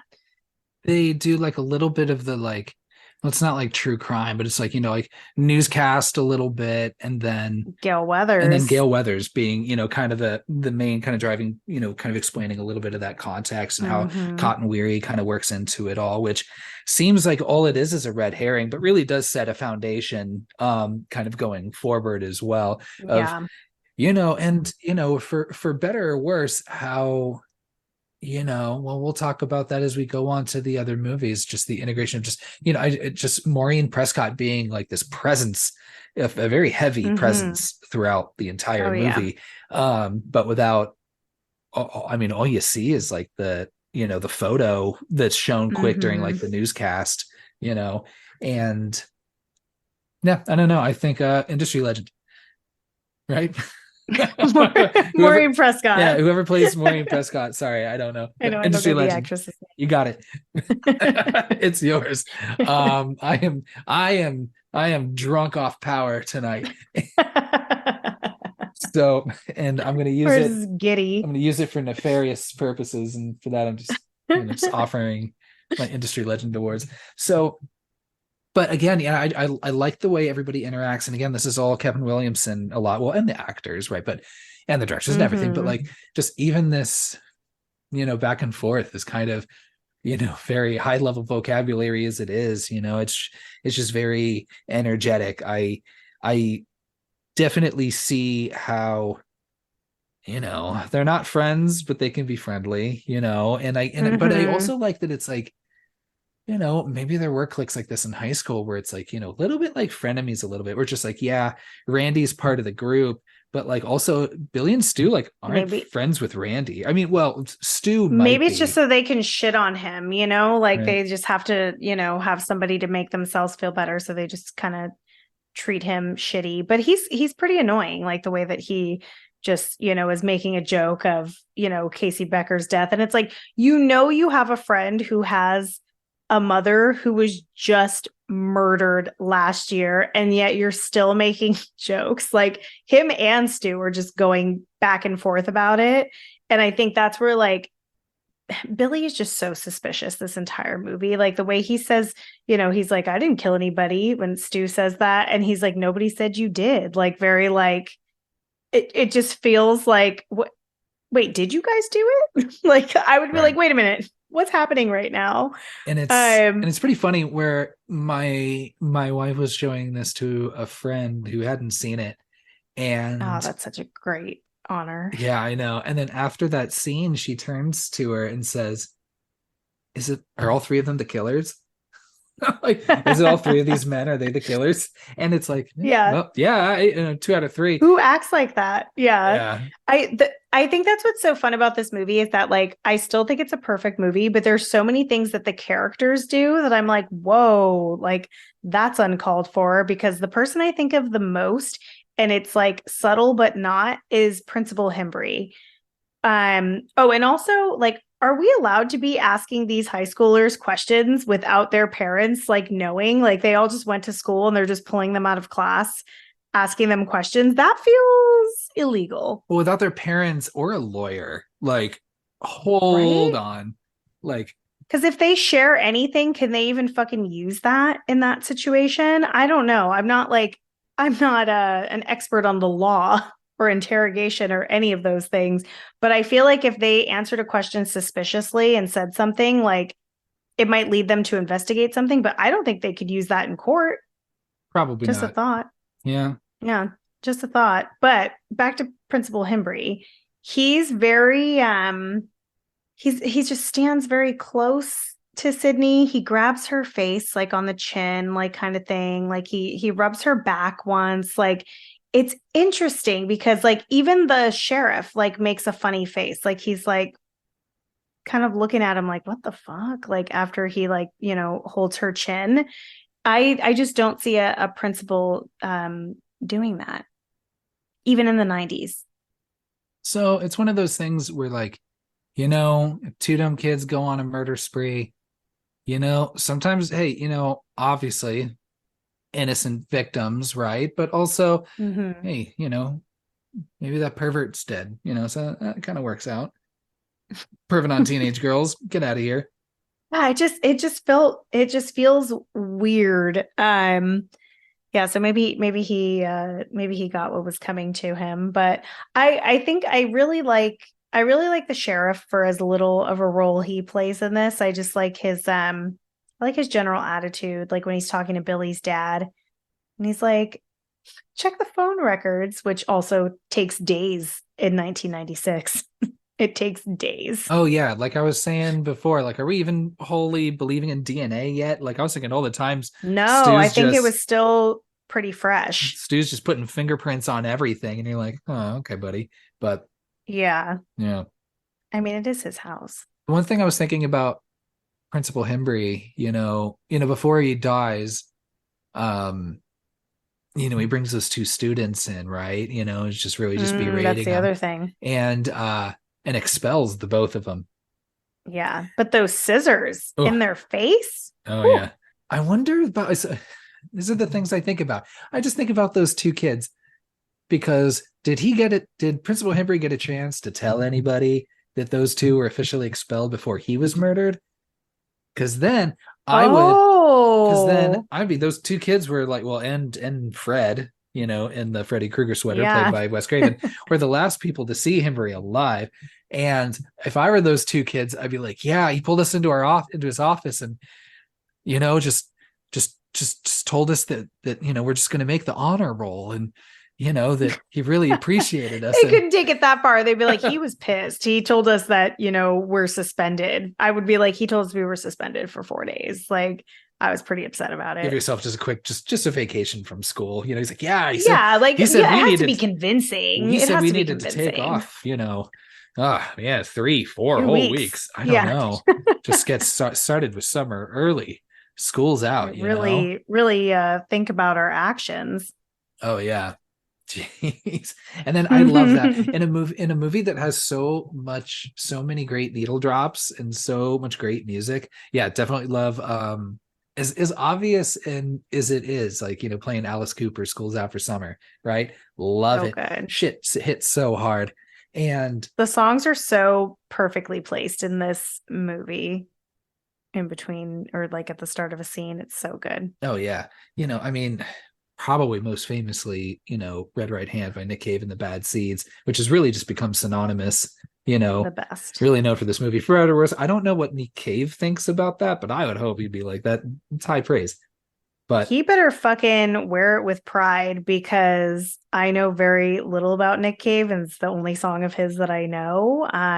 But I know you've had a listen or two, but like that's got to be paying a check or two for him I'd hope so. and the Bad Seeds. That's good. Yeah, and the Bad Seeds. I hope they get some checks too. Not just him. Not just Nick Cave.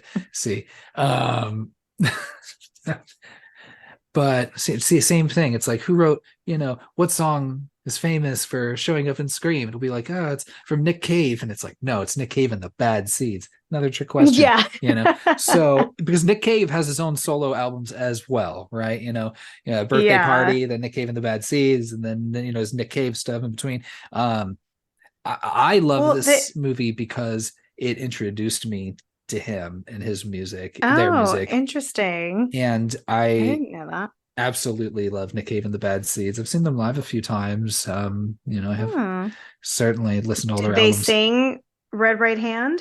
No, the times that I've seen them, they don't play it. They haven't played it. Sometimes, I'm sure occasionally they do, but they need to play it every time. They do, but it's a pretty extensive catalog of bangers. So I wouldn't be, he could play 30 songs that aren't that and I'd be like, this is pretty incredible, so like I'm fine. And the fact that it's like, not only does the song play once but twice it drops and it feels so fucking good, and it's so good, and again just really bakes in, man, this is a murder mystery stewing right here. This is like a Twin Peaks kind of situation. It just helps again add to that energy that really separates this from honestly all the slashers before it.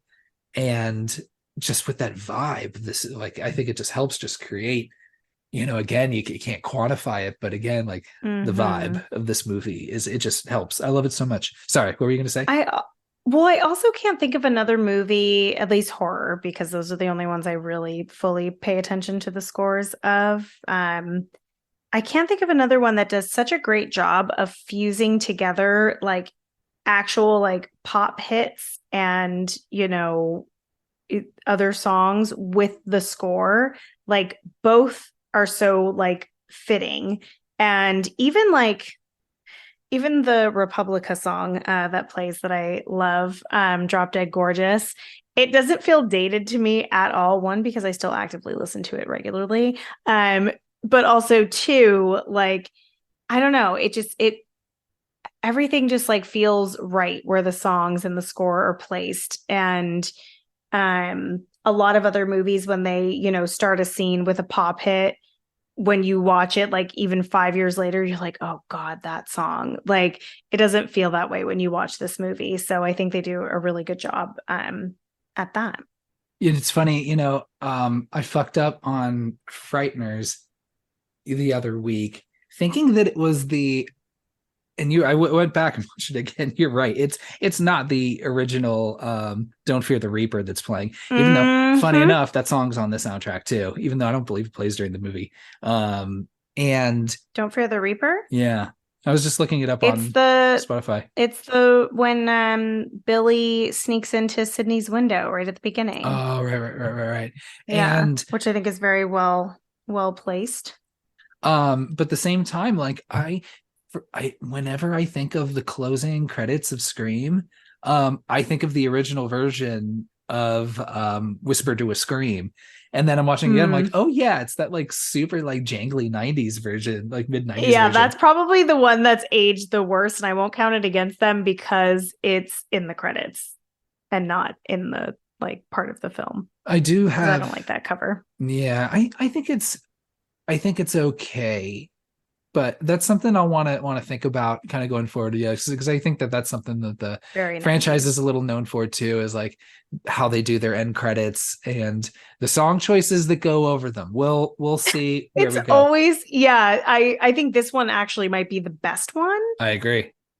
perhaps. Not true. So, Not true. And I'll get there, no. and I know what it is, and you're Yeah, not. you can't talk about it now. Yeah, and you're not gonna agree with me at all. But we'll get there when we Oh, I get there. bet I won't. Uh, And I already think I know where that's going, but we'll save that for another episode for sure.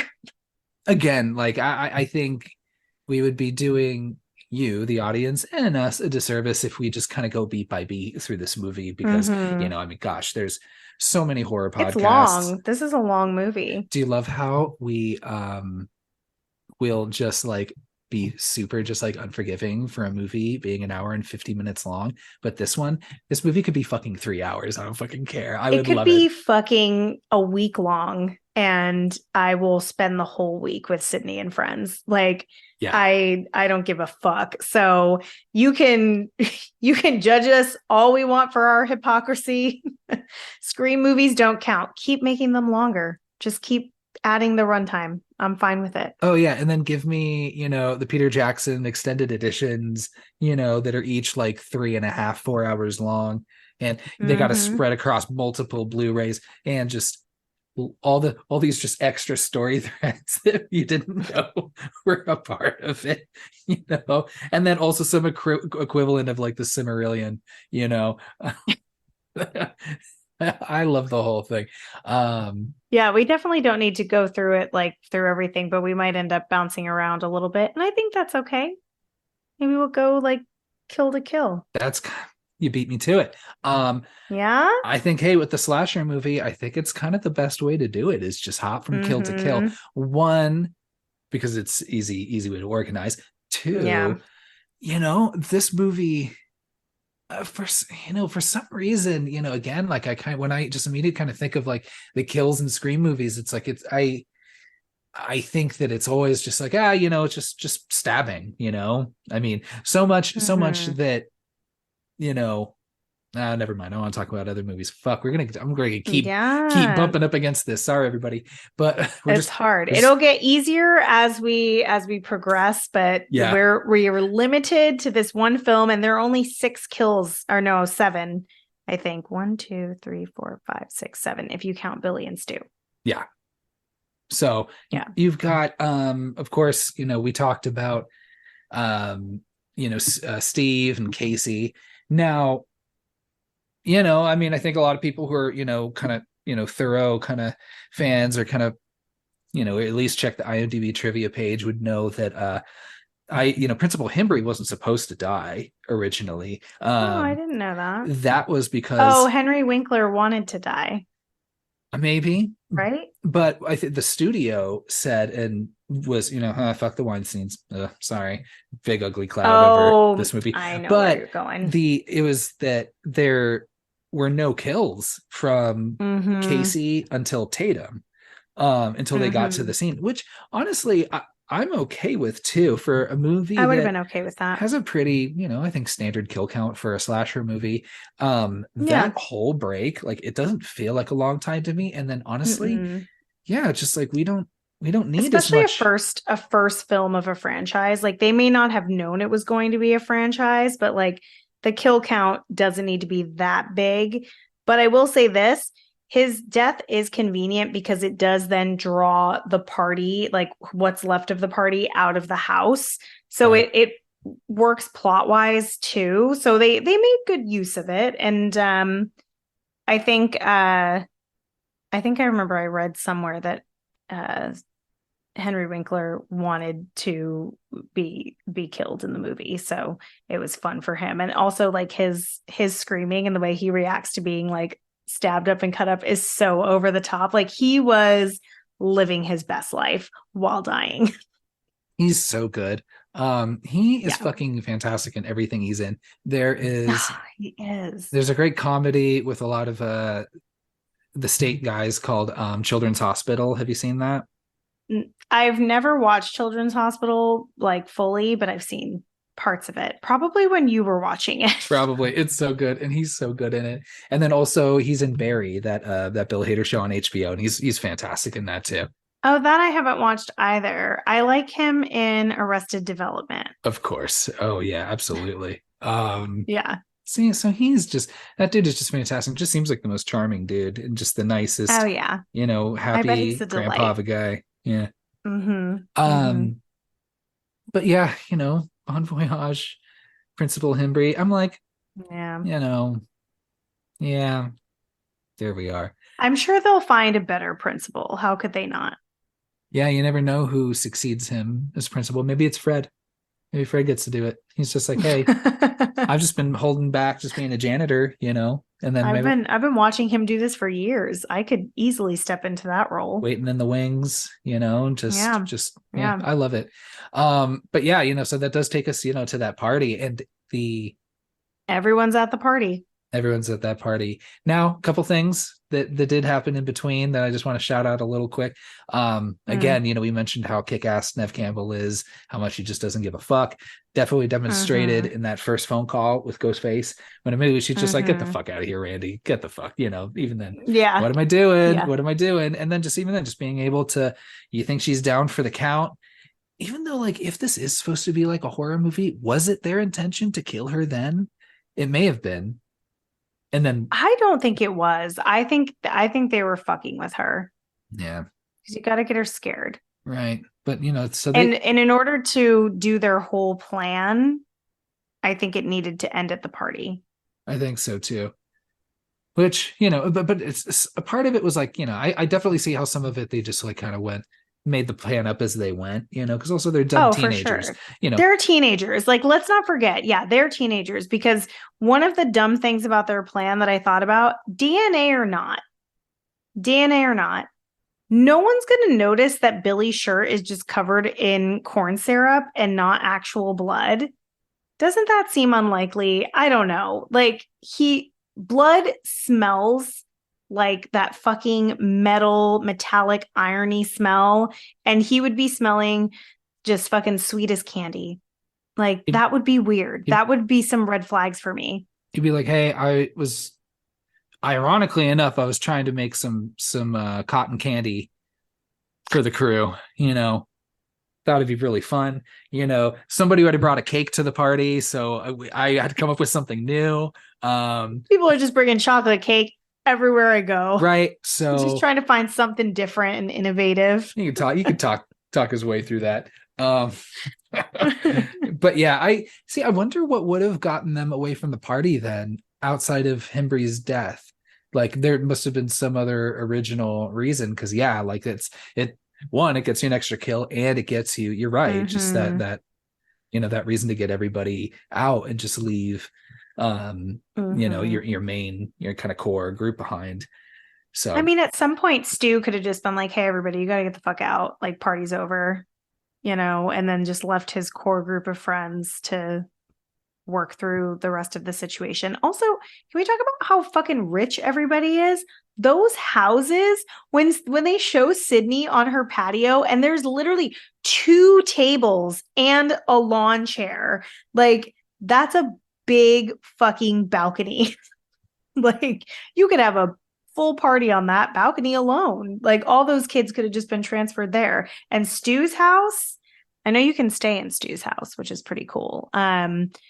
But like, those houses are massive, and they're supposed to be in Northern California. So those are some rich parents and some rich kids, which honestly, I mean, that I feel like that checks out. They just got in under the tech boom, I guess. I don't know. I think you're right. And it's funny because it's funny because I made a note about that. It's just like, being rich, doesn't help them, at least in this regard. If they're all just rich kids going after each other, that's kind of what it is. But yeah, I think it's interesting. I definitely got that idea first when, well, of course, everyone has giant houses that like maybe can only be rivaled by the teenagers in 10 Things I Hate About You. Do you remember that? I feel like everybody lived in a giant ass fucking mansion. Oh my gosh, right like a there. mansion. Yeah. They were all super rich. Filmed not I think far that was from part here. of the story, though. Like, they were supposed to be like really, really rich. Yeah. That happened a lot in 90s movies because you also had Clueless. They were all super duper wealthy. Like, I don't know, maybe that was just like the dream. Is that kind of like so maybe it's kind of like, it's like that submersible situation where you're like, they're all fucking rich, who cares? They fucking blow Yeah. up, whatever. Yeah. Who cares? Or the other boats are fucking attacked by orcas. I'm like, fuck them, fuck the rich generally, So kind of same The situation. orcas are wilding out though. Good. They fucking They're should. having a time. Yeah, they're taking the seas back, and I love that. And that's why I don't go in the ocean, because I respect that. I don't do it. Fuck the ocean. It is a deep, dark place that we will never understand. Nobody needs to be fucking around in the ocean. No one. Anything that exists that deep in the fucking ocean is going to be wilder than anything you've seen in a fucking Meg movie. Yeah. I'm good. I'm absolutely fucking good. So yeah, so go orcas. I definitely support them and taking the seas back, because it's theirs and they can have it. Absolutely fine. We've taken over enough as humans, so let's be real here. Where was I? What were we talking about? Scream? Yeah, oh yeah, Scream. Uh, you know, yeah, I definitely thought it was when well, not just the houses, but when Sydney is being chased the first time through, and she gets into her room, uses like the closet door and the other door to kind of create that thing. Smart trick. Love how they set that up earlier Mhm. to keep the dad from getting inside when Billy was over. But who successfully like dials 911 and has a conversation over a computer like that? And that quickly And that in quickly. 1996. I didn't even have, I mean, my family didn't have we didn't have our first like family computer until at least I say like 98, 99. So a little bit later. I think it was like 97, 98 And for us. And then I don't remember being able to do any of that, but and it didn't work, right? Or it didn't exactly work. I don't know how slow it took for them to get there, but it said, "What is your emergency?" So she got in touch with somebody. But then she they also got the call because they end up coming. Yeah. But then I was like, did she get the call out when she was inside Dewey's Jeep? Like when she's like, hey, blah, blah, blah, I'm at Stu Mocker's house on da da da da da da. And then nobody comes there until later when she says, hey, motherfuckers, I guess you just called the police, in her scream voice. It's so hard to escape like current technology when you're like thinking about things, because okay, now if you call 911 accidentally from your cell phone, they'll fucking call you back or they'll show up. Like they know where you are. Yeah. They know where you're calling from, whether or not you give an address. But I'm assuming for Sydney, like I didn't see her type an address in there. Like how did they know where to find her? It wasn't the same as like, how they can just quickly be like, oh, it came from this location. Like, I don't know. That's that feels interesting. Yeah, and I just don't know how exactly, certainly the cops don't arrive in any sort of fast manner. Yeah.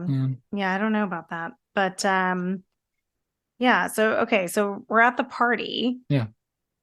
And Tatum gets the honor of being the first person to call the killer Ghostface, which I think is really fun because on the, what is it called? Father Death on the costume bag, which I think is really fun.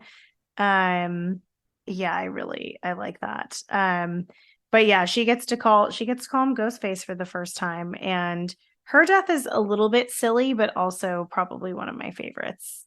Yeah, I think so too. And it's funny, I think like each, I think a lot of the deaths have something kind of unique, something kind of like a twist to them, maybe outside of the principles a little bit, because you have kind of like the phone call and the whole big setup, of the first two kills. And then, of course, you got Himbry and you've got Tatum, which, again, to have a suspenseful build up, leading that part leading up to her death. And for all of that to take place in a square garage, Yeah. you're not running upstairs, you're not going out the balcony or climbing out a Yeah. window. There's like all of that happens just in that one space. I just Yeah. thought was really impressive. I love like the movement, just like the throwing the beer bottles. Like she puts up a fucking She fight, puts up a really good fight. and I knew Yeah. she would. Yeah. Now I think people would say I think the tragedy of her dying is kind of undercut by how it happens with the garage door. But and we don't Yeah.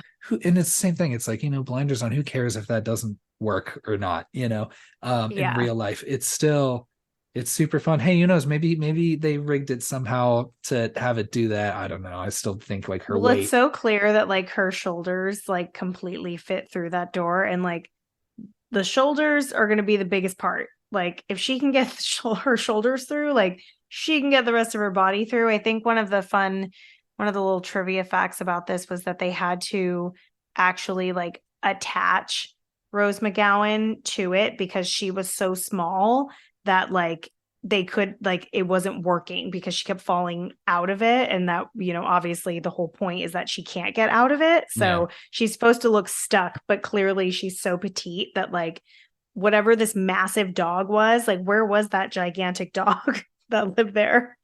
Like at least we don't have to deal with any dog deaths, but that's a True. big ass dog door. Was it a Saint Bernard, a Great Dane you got in there? I wouldn't want Just I wouldn't want a dog door that's big enough to fit a human through it. yes. If I had a Great Dane, I'd be like, sorry, bud, you're not getting a dog door. Because any asshole, right? Crawl right through. Right? I don't want to Fuck do that. no. So no, we're good. No, My thank my you. wife has talked about putting dog doors on our back door, and I've been You're like like measuring it to see. I've been coming up with kind of like dumb, reasons of just like, oh, well, I don't know, or just kind of like, maybe, I don't know, are you sure we need it? And this and this and this. But I haven't like just come out and said like, well, no, I think I have, because I do not want people trying to crawl through and trying to murder us. I think murder wouldn't even be my first, like it's just like breaking in. I think I'd read a while back there was a man who would have his kid go through the dog door and just unlock the door so that he could then rob people. Like he wasn't like violently attacking anyone. It was like Okay. just during the day, just pop through that little dog door and get in there. Yeah. And then, you definitely know Stu's the killer when they find out about Hembry, everybody's leaving. Mm. And someone asks like, where's Tatum? And Stu goes like, oh, I think she maybe she got pissed at me and bailed, and this and this and this. Yeah. But earlier, Comes after in from the garage, or Ghostface comes in from the garage. Oh wait, but you wouldn't know that was Stu. and when Randy's giving his rules, and saying, don't ever say I'll be right back, he's like, I'm going to go get a beer, and is walking towards the basement door. So you're believing that he did go down there at some point, right? So he totally knew, and had seen Tatum at that point. I'm surprised nobody else. I guess I just don't know where I have to remember where the garage is next to how everybody left that house, and nobody walked by the garage and noticed Tatum just hanging there. I think the garage is on the side. Yeah, so everyone because if you remember like the front shot of the house, right, you can't see the garage, so it's around the side because the boat is also there because they're rich as fuck, so they got that boat. right. But yeah, he totally would have seen Tatum, and you don't even really think about it at that point. But yeah, I really like after Tatum's death when Billy like pops up at the door while Stu and Sydney are talking, and he kind of gives this double eyebrow raise to Stu, and it feels very like, it's done. I did check that one off the list. Yeah. So I really feel like that was Billy in the garage with Tatum. I agree. And then, the last of our, innocent deaths, kind of a low-key, really good one with Kenny, the poor cameraman. I know. Even though, like, geez, even like by that night, while the ambulances were still there, Courtney Cox was able to get another camera person pretty quickly. Oh, absolutely. She's fucking Gail Weathers. She called them and was like, I need a cameraman here 5 minutes ago. Yeah. When I say hurry, that means. Um, so she's mean, but it's I don't like the fat shaming, but it's consistent with her character, so it's okay. Exactly. Like you wouldn't expect anything less from her. Right. But well, it's two different great scenes because you go from Randy, right? Like after everybody leaves and Randy's drunk and just yelling at the TV, Jamie, Jamie, look behind you, look behind you. It's Which kind is of great because his name is Jamie. love it. And then when they're watching it, Sydney and Kenny from the van, he establishes earlier with Gail that it's on like what, like a 15-second delay, Yeah. 30-second delay, maybe even like a I pretty think it's big 30 seconds. It's 30 a seconds. 30-second delay, which is certainly plenty of fucking time. But like I love that conceit where he leaves and then opens the van door and then bam, slit throat. Loved it. And then good on him. Because he should have just hopped into the driver's seat and fucking drove away. Yeah, absolutely. Like, what are you doing opening that van door, Kenny? You're like, I'm good. Let's save one teenager. Let's go. Yeah, exactly. Yeah. Poor Kenny, rest in peace, man. I don't know how quickly they were able to you don't question the physics. I don't even know how they were able to hang. Oh, of how they got him on the roof. Right. I don't even know how they hung Drew Barrymore so quickly, but yeah, it was because that was really fast too. I do really enjoy the way that Kenny's blood on the windshield looks. Like Gail's like looking at the windshield, like, what the fuck? Like, and then when she actually turns on the windshield wipers, like it's very clear that it's blood, but you really can't tell at first. So I could see why she would be confused, but that's pretty fucking great. And even down to the very end, she's like, Kenny, get the fuck off my fucking windshield. Yes. I love it. I love it. And then again, you think she's down for the count, right? Well, first, yeah, that whole thing. And then when Randy pops up and she fucking beats him with the phone. poor Randy. Yeah. And yeah, geez. I thought that whole thing was really fun. I love just right up until the very end. When she's going in. Well, of course, you see poor Dewey, after he goes in the house and then you see him open the door and he's got the knife in the back. And then you got Matthew Lillard. You know that's nerve damage for sure. Like you think he's dead, but like, oh man, he got stabbed right like near his spine. Oh, it's really bad. It's a deep one too. It's a big knife. But like that just the with Stu and Randy like both running and just like pointing at each other again. Love Sydney. She's like, fuck you both. Fuck you both. I'm gonna close the door on you. That was so I was watching this today and of course I'm a mom, so if I watch things during the day, like it has to be something that Phil has seen before. He has seen Scream. Loves it. But in that moment where she says, fuck you both, he said, she's smart. I was like, fuck yeah, she is. Yeah, she like you can't risk it being wrong if you bring both of them into the house. No way. And honestly, like I was kind of leaning a little bit, Randy, like first watch, because the other thing too is, you have Roger Jackson, who's doing the voice on all the phone calls. Mm-hmm.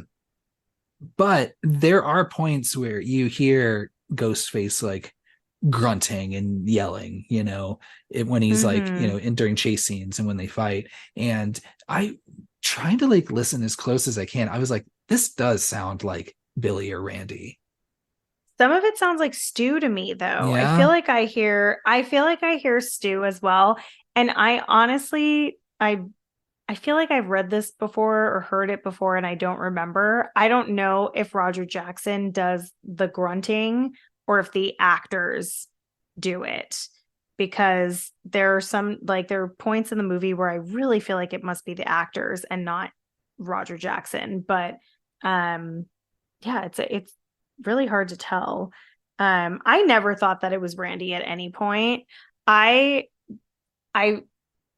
don't think I ever thought it was Stu either. I just thought it was Billy and they were just doing the really obvious thing. So like, it's so clear that there's something off about Billy. So then after they have sex and he gets killed, you're like, as a first time watch, you're like, wait, what the fuck? Like, you're like, it had to have been that guy. Well, it's funny because it's like, you definitely think it's him, and then they arrest him, and then she still Mm-hmm. gets the phone call, which also, like, Mrs. Riley, the fuck, she comes in, she's like, "Hey, Sydney, there's some stranger that's like calling you randomly. I Yeah, don't know. she's like, I don't it's know." not your dad. It's a grown man for sure, though. Yeah, even that you were just, almost murdered and attacked, and the I am police in charge under of you right and I'm now. in charge of you right now. Like, I don't know. Do you want to talk to me? He's on the phone. And then she picks up and it's Yeah. immediately fucking Ghostface. I would have said, okay, I'm going to need to know who this is and what business you have with Sydney. Like, she's been through a lot. Like, if this is not important,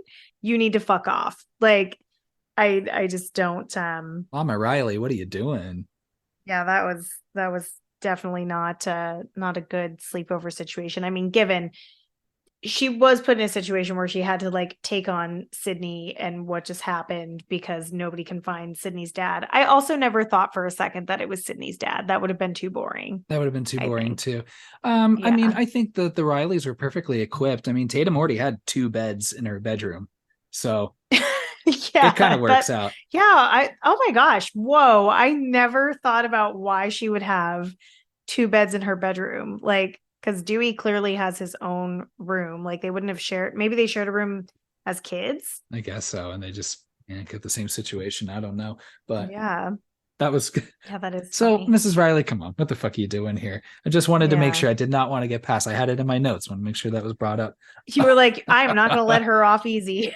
um, this our final 2 kills per se are our killers, after the killer reveal, which, you know, no surprise, Billy and of Stu. His Stu was surprising Stu's pretty though. I think surprising. like as an audience, like because no one was expecting 2 killers. Like that shit shook the world. Like that was a big, big deal.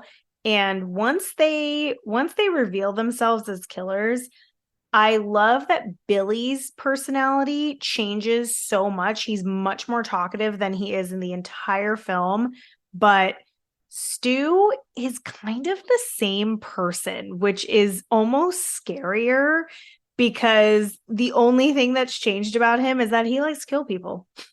Yeah. Like his personality is exactly the same. Yeah, if anything, just kind of ramps it up just a little bit, but he's still Yeah. just doing his whole fucking thing.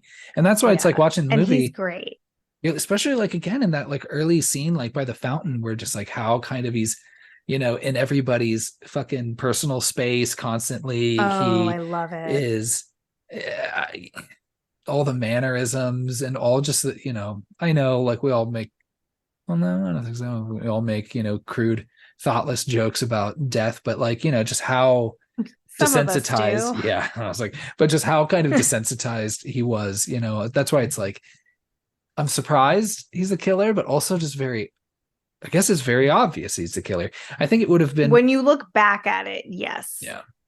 So, Yeah. Even at the video store when Billy and Stu are like right on Randy, like the way that Stu is leaning like on his shoulders, pretty much like holding him for Billy. licking his And earlobes and does the little like, yeah, the little finger flick on the earlobe. Like that is like huge invasion of personal space. Like it's a lot, but he's in the like the way that he sits with Tatum, like it's very similar. Like he's on her back. I mean, they're boyfriend and girlfriend, so like, but like just that like on her back. And then after Billy and Stu reveal themselves to be the killers, then he's doing it to Billy. Like he's like on him. And even when he listens to him talk, like that is, I'm sorry, but that is the look of lust and like admiration. Like that look. yeah. I definitely get the queer coding of this for the both of Mm-hmm. them. Honestly, there's there's nothing that I don't think would hard just like, say, oh no, that's impossible. Like I don't think any argument really dissuade me from No. that. I mean, I think that, yeah, I'd certainly buy it. or at least like it's or maybe if it isn't even this obvious, like, oh, I'm in love with you. I think it is a very, I don't know, even it's like a subconscious, like maybe Stu doesn't even understand what the feelings are, you he know? I've like built this whole narrative in my head, and that's kind of how I feel, is that Stu doesn't even really understand why he just follows Billy's lead, and clearly he's extremely influenced by him. And that's what makes Stu so interesting to me, is I'm like, how did this even, like, how did Billy like recruit you as this person that he could trust so much with this, like, to find a partner to murder people with? Like, if you like, I mean, we're very good friends, but if you were like, hey, Nat, I got this idea, I kind of want to get revenge on this girl, and what I'm thinking is we just start killing off people that she knows, like one by one, until we kill her and frame her dad for it, I'd be like, okay, let me think about it and I'll get back to you. And then I would immediately call the police. Like, I'd be like, my friend is fucked up. Something is wrong. Like, I wouldn't, aimlessly follow. So there's a special connection between the two of them, but it makes me want to know more about Stu. Like, what is Stu's story? Because we know Billy's and we know his motive, but I guess it's the millennium. He doesn't need a motive, but Which it's was very mysterious. how many years before the Millennium? I believe that was 2000 prior, onward. I've made that dumb joke before. Yes, and you will continue to And I will continue to. So on your dying bed. Glad I got to see the millennium. yeah, I know. I'm glad I was alive for the Millennium. Um, the again, the great thing about the writing, the great thing about Skeet Ulrich and Matthew Lillard, and just the way that this movie progresses. Like, the thing with murder mysteries is I feel like so much of the critique of certain murder mysteries, whatever medium that they're in, and any sort of like critic score or ratings or review or whatever they get, I feel like a lot of it is unfairly kind of predicated upon the mystery itself and who the killer is, and if the reveal is clever, and if you felt tricked, and this I and this and agree. this. And I think that is, I think a little unfair. Absolutely, I agree. Again, it's like when you watch this movie, it's like, oh yeah, like obviously it's Billy, and no matter how many times they kind of misdirect you, yeah, it's still Billy, and it obviously was Billy the whole time. It's always the fucking boyfriend, but Yeah. still but it doesn't matter to me. Like, watching this movie and then that reveal No. and me being like, oh, okay, it's who I thought it was. It's it doesn't matter. Like, I really like you know he kind of takes it from Columbo, but Rian Johnson, he has that other show with Natasha Lyonne. I know I can't think of it right now, I'm sorry everybody, Oh, but the one where she like is in like a time loop. no, this is the one where she's on the run, but she has they're detective stories, and Oh yeah, and she has like some sort of like psychic abilities or something, right? she can tell if people are lying. She doesn't know what they're lying Yes, yes, about, yes. but we'll know if someone's lying about something. So, Yes. which is kind of fun. It's a cute way. But again, like Columbo, it starts with just telling you who the murderer is. Yeah. Just to be like, you know Because what? that's not what it's about. It's about the journey. Because everybody, especially the people that were, real, the people that kind of insult the Knives Out movies, are like, blah blah blah, Mm. you could have seen that coming a mile away, and blah blah blah I blah like the blah, and Knives Out it's movies. not a creative mystery, and this and this and this, and everybody kind of judges it by that. But I'm like, that's why I just like just fuck it, just tell everybody who it is, and then just tell like a fucking great story, and just like how you get there. Again, like this Mm-hmm. movie, again, not the same thing, of course, but even if I know who it is, I love watching the process of watching everybody else Mm-hmm. find out that it's him. I just think it's Yeah. so well made, and I think it's, again, I think just really just a credit to Craven and Williamson and Matthew Lillard and Skate Ulrich. Just really, and again, even still, yeah, sure, okay, Billy's the killer, but like you said, that shift in how he acts Mm-hmm. from that point all the way up until that reveal, and he just Mm-hmm. like unlocks this extra part like of his character that you haven't seen it, and it is uncomfortable and unsettling because you haven't seen this part of him yet and didn't know that he's going to be Yeah. this type of violent killer. It's Yeah. whereas you're prepped for Stu being the killer. You're prepped for that energy happening. So Yeah. I don't know. I think that again, it's just because I love murder mystery so much, and I love this one in particular. Might even be my favorite. It's I just think it's just really smart and well done like that, and I just really think it deserves credit for that. Well, and I think they do a really good job of, you know, you have Billy so suspicious that you're like, they wouldn't do that. It's too obvious. So you kind of doubt how obvious it is the whole time. Like you're like going through like this mental gymnastics of like, gosh, that is really suspicious. It's got to be him. But then you're like, but it couldn't be him because it's like, and he's wearing the same boots as the sheriff. And, they're all wearing fucking black, what looks like Doc Martens. Like it's, it feels so obvious, but I completely agree. It's not about who the killer is. It's, when you rewatch the movie, you notice things that you didn't notice the first time because then it gives you high rewatchability, which everyone knows, like that's my favorite fucking thing. Like when I rewatch this movie, I'm like, where would I have known that Stu was doing something suspicious or that Billy's doing something suspicious or like where were they when this was happening? Where was the other one when that was happening? Like it's very clear like how their plan is unfolding when you go back and watch it, which is super fun.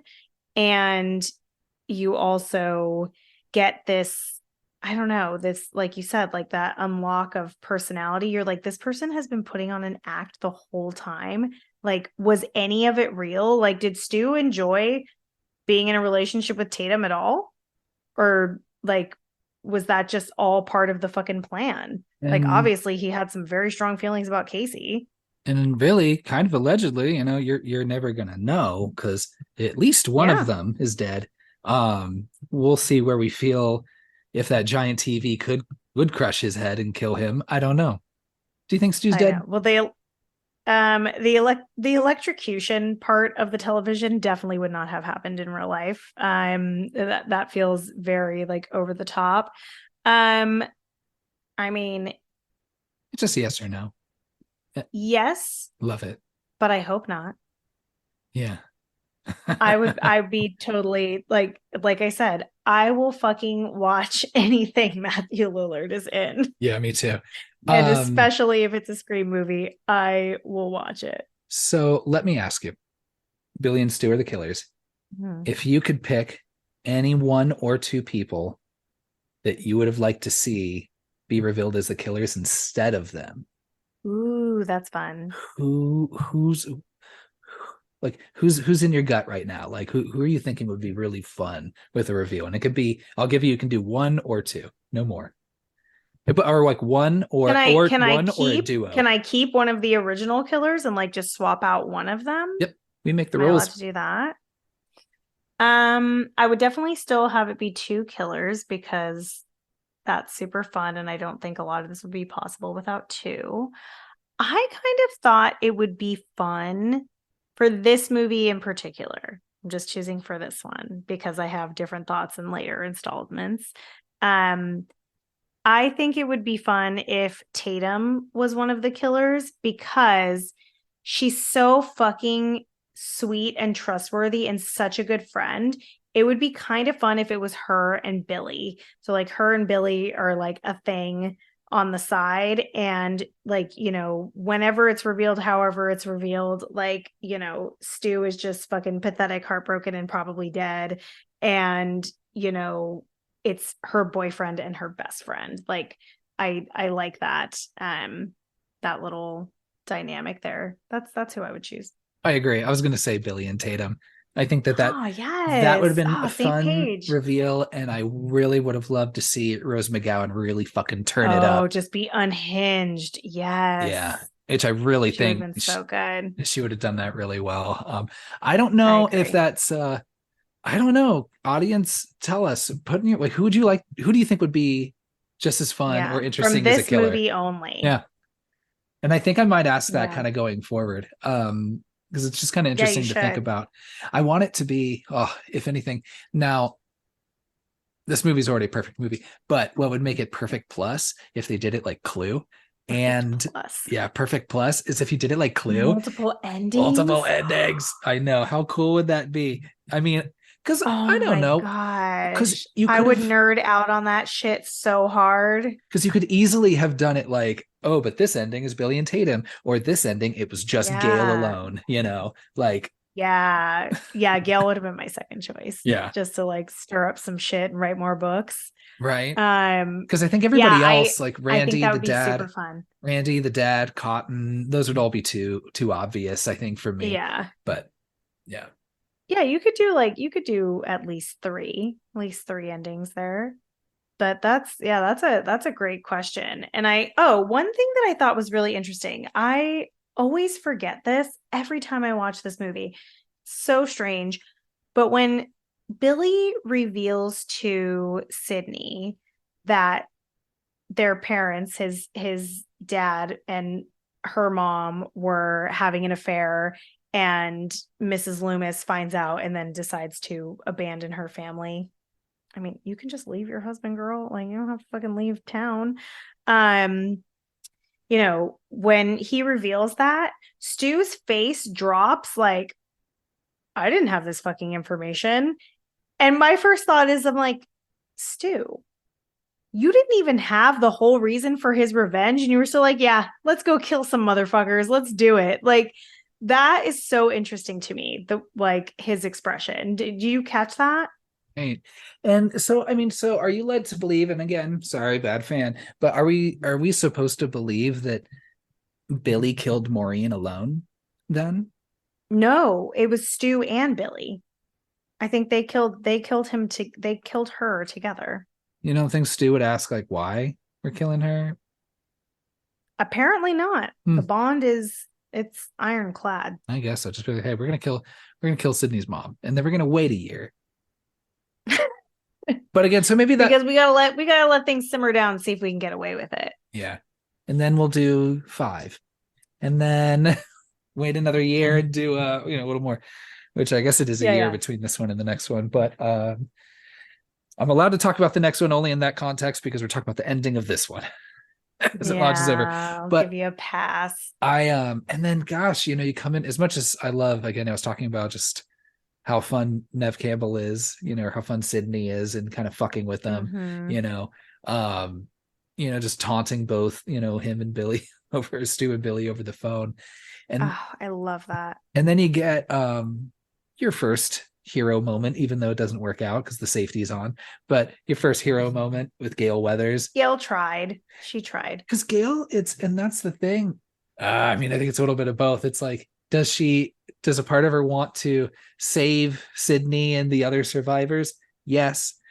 Does also, she's like, ooh, I've been reporting on this whole story. You mean I could be the star of this story? Yeah, it can be both. It can be It can both. be both 100%. You can do selfless acts for selfish reasons, and people do that shit all the fucking time. So Gail is just doing her thing. If you happen to help some people along the way of helping yourself, great. Like, what an icon. What a legend. Gail Weathers. I Love like it. her. She's not shedding a tear for Dewey. She steps No. over his presumed dead body at the time. She's like, no, I'm here. I Yeah. still mean fucking business. I'm gonna take you fucking kids out. Yeah. I don't even care your fucking children. I'm gonna shoot you on the fucking face. I don't even fucking Yeah. care. She does seem pretty shaken when she shoots Billy though. Like she's standing there kind of in a daze. Yeah. It takes her like a full 30 seconds to be like, I didn't forget the safety that time, bastard. Like, but she has a delay on the sass there. I think she was just thinking of like, okay, I only get one shot. So what's my best comeback here? And then roll this. And she was Yeah. like, oh yeah, right. He gave me shit about having the safety on. I got this. Yeah. Maybe that's everything that was going. It wasn't panic or her. She was just like, what's gonna be my one-liner? Yeah, what's gonna be that the I can write for the book. yeah, what's the hardest shit I can just fucking throw at this fucker and make sure I put Yeah. that in the book. And You just see it now. And then I said, yeah. Oh my gosh. It just reminds me of Hot Fuzz. There's like a running joke in that movie where it's like, making sure to say the cool shit after you take a guy down, yeah, or something yeah. that's has a fun kind of pun involved or some Uh-huh. joke. I love that.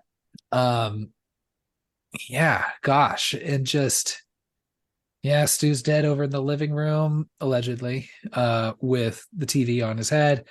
Fucking Billy's down for the count. Gail Weathers takes him the fuck out. Um, gosh, anything else like on at least as we're wrapping to the ending of the movie, anything that I'm forgetting that we want to touch base on that happens in the scene. Well, I think it's important to go over our survivors. So we've got Sydney, of course. Mhm. Dewey makes it, not originally planned. Thanks, test audience. We've got Gail, we've got Randy, and Sydney's dad. And I'm counting just the people that were in like immediate danger of possibly being killed. Right, so well, not like Cotton Yeah. or the girl that gave that beautiful monologue in in the I bathroom. know. Can you imagine she just ends up going to college with Sydney? Yeah, yeah, that would be great. Oh, that would have been great. Yeah, I can't really think of any. I'm sure like as we're like going through other things, we might, get distracted along the way as we do. But yeah, this is such a great film. It's so layered. Every time I watch it, I feel like I find something new or see something from a different angle.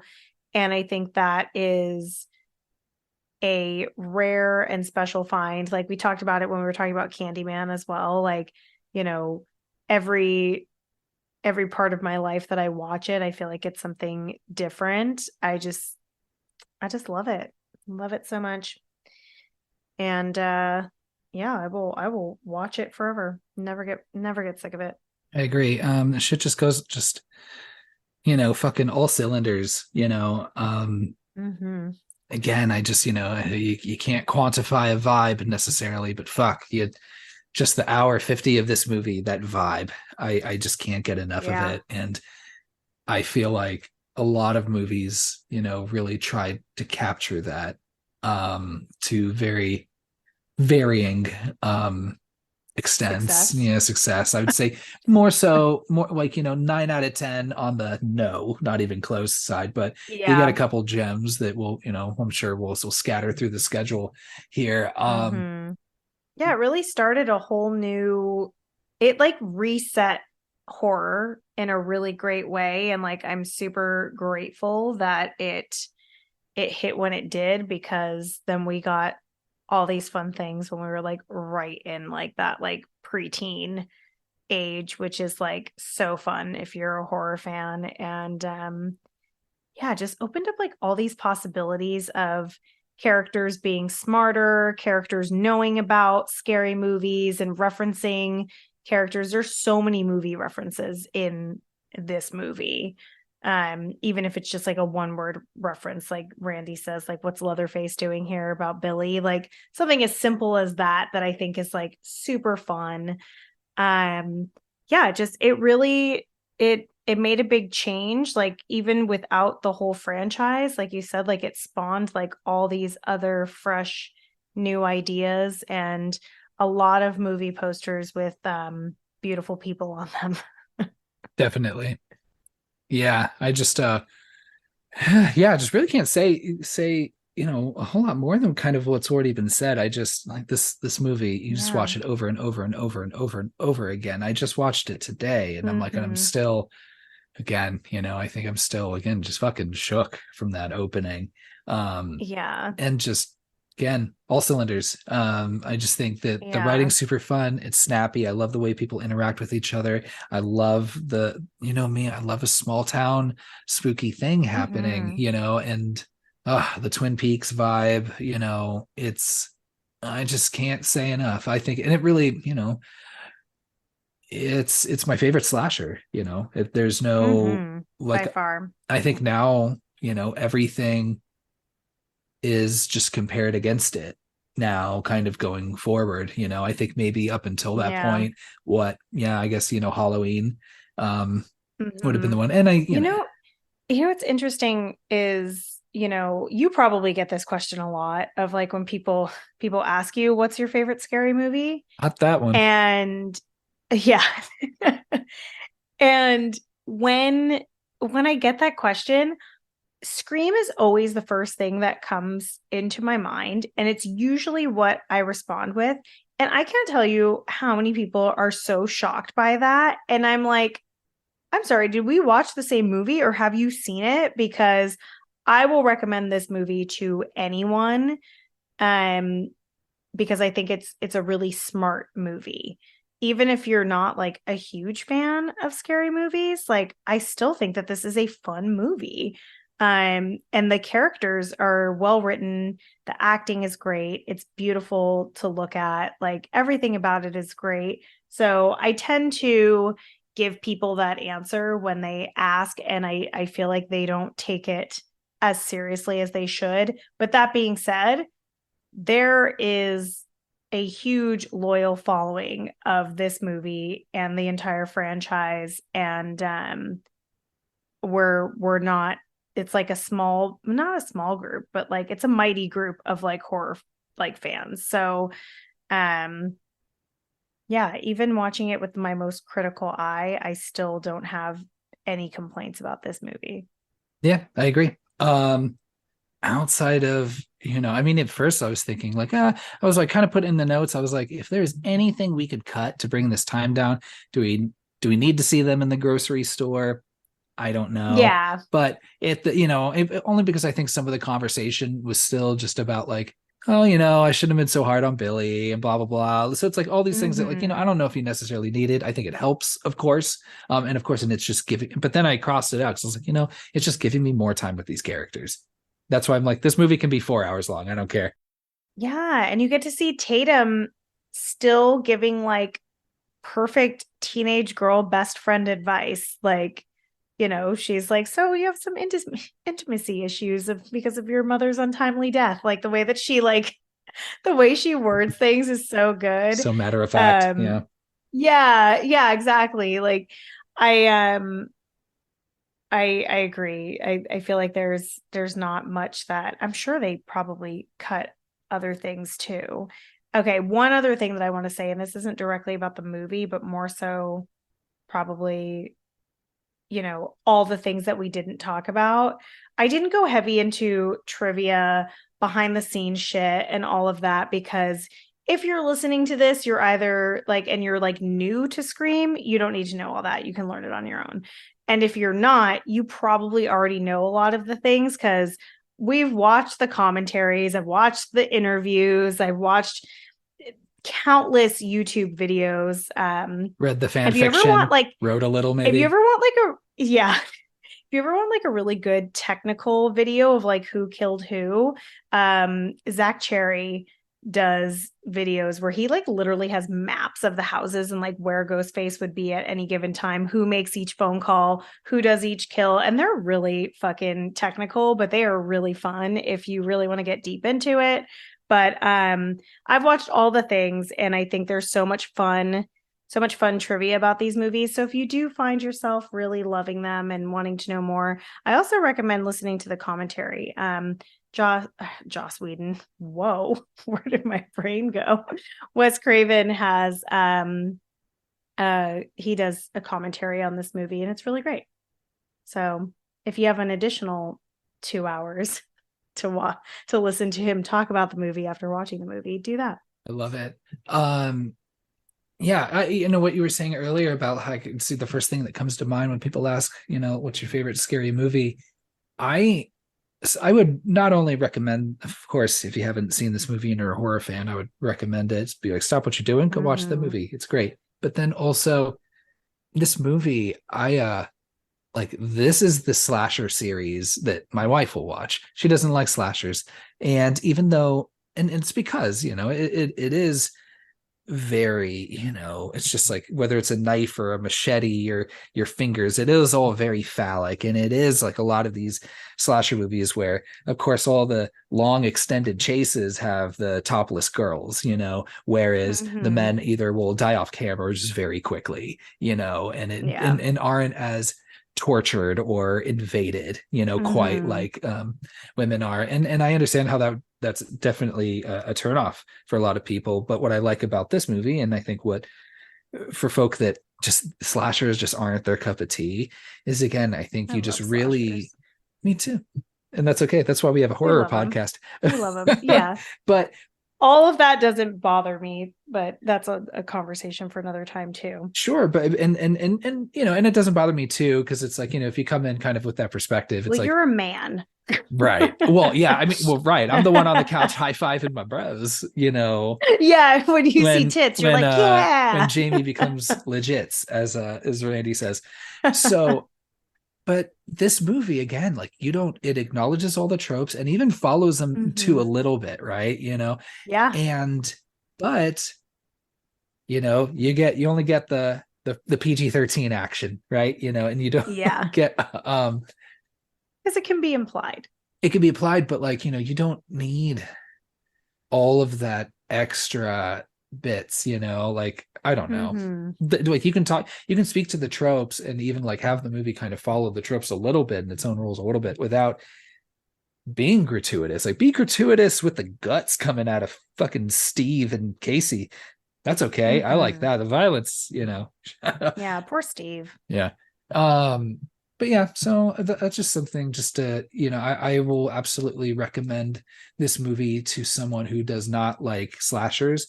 I'll recommend this movie to people who don't like horror movies, because I still Oh think yeah, for it is sure. enough of an effective mystery. It's like, are you Hmm. calling, And Then There Were None a horror movie?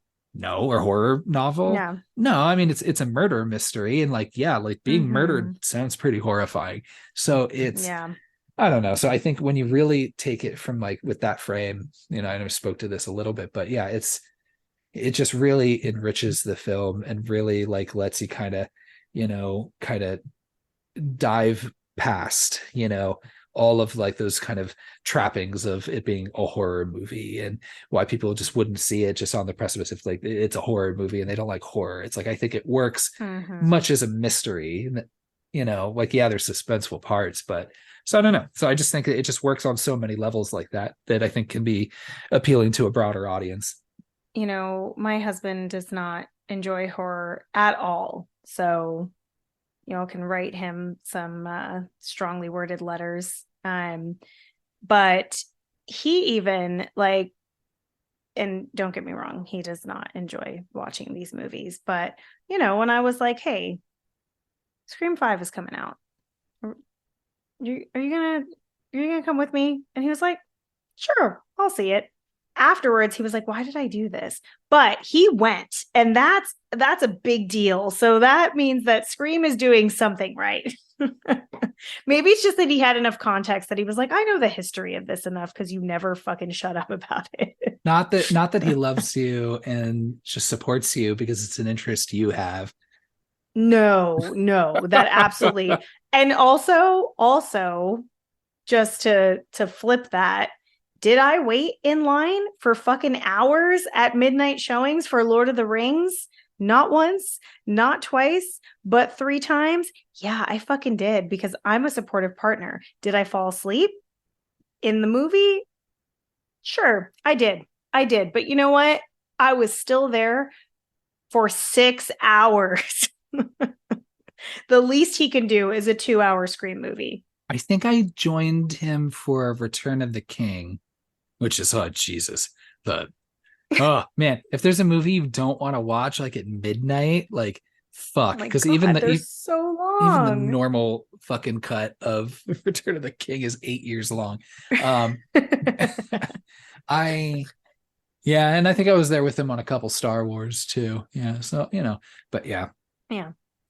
so we support others and their Yeah, love for different types of movies. So, it's nice to have the favor returned every now and then. And you know what? If it's not, I love seeing a movie by myself these days. I hadn't done it until maybe like 2 years ago, and great. it's the best. Yeah. You're not talking to So anyone. You great. shouldn't really be talking to anybody during a movie anyway. Yeah. Just be by yourself. Yeah. Yeah. Yeah, I did absorb more of the movies I see by myself because I do tend to like have like I'm a good whisperer. Like I can whisper really low level and still enunciate. I take a lot of pride in that because I do like to talk during movies, Yeah, I know. which you know. I love if you're in a movie theater and you realize I forget what we went to see, my wife and I, but then realizing once the movie started, we're the only two people in the movie theater. Oh, it's the So best. then we're That just happened kind to of us like, with The Evil Dead Rise. yeah, We got to see that one by ourselves, which was really exciting. that one's a pretty fun one. But Yeah. so just like how everybody knew Billy was the killer, nobody is going to be fucking shocked by these boo scores. But to No. create a little bit more suspense, we're going to push that back just a little bit. Anything else you want to touch base on with this movie? And do you have any taglines for me? Nothing I want to say further about the movie, but do I ever have some taglines? So this is like the heyday of taglines. Because remember, I think we were talking about the Frighteners. I had said that the 90s was like the best time for taglines. Oh, this movie is now breaking records because the most that we ever had was 13 for Friday the 13th. We've got fucking 14 for Scream. There are 14 taglines. I'm not going to say all of them are great, but some of them are. And it feels very just a bunch of men in the room that have never seen this movie, have a short little like plot synopsis, and are like, okay, let's just throw some things out there. I say you Go read ahead. them to me, and I'm just going to give you a Okay. rapid fire. Thumbs up, thumbs down. Yeah. But you have to say thumbs up, thumbs down, or yes or no. Okay. Okay. Sounds good. Ready? I don't know if we can count this one. A new thriller from Wes Craven. Thumbs up. Love Wes Craven. See, I was going to say thumbs down because it's not a thriller. Were you not thrilled?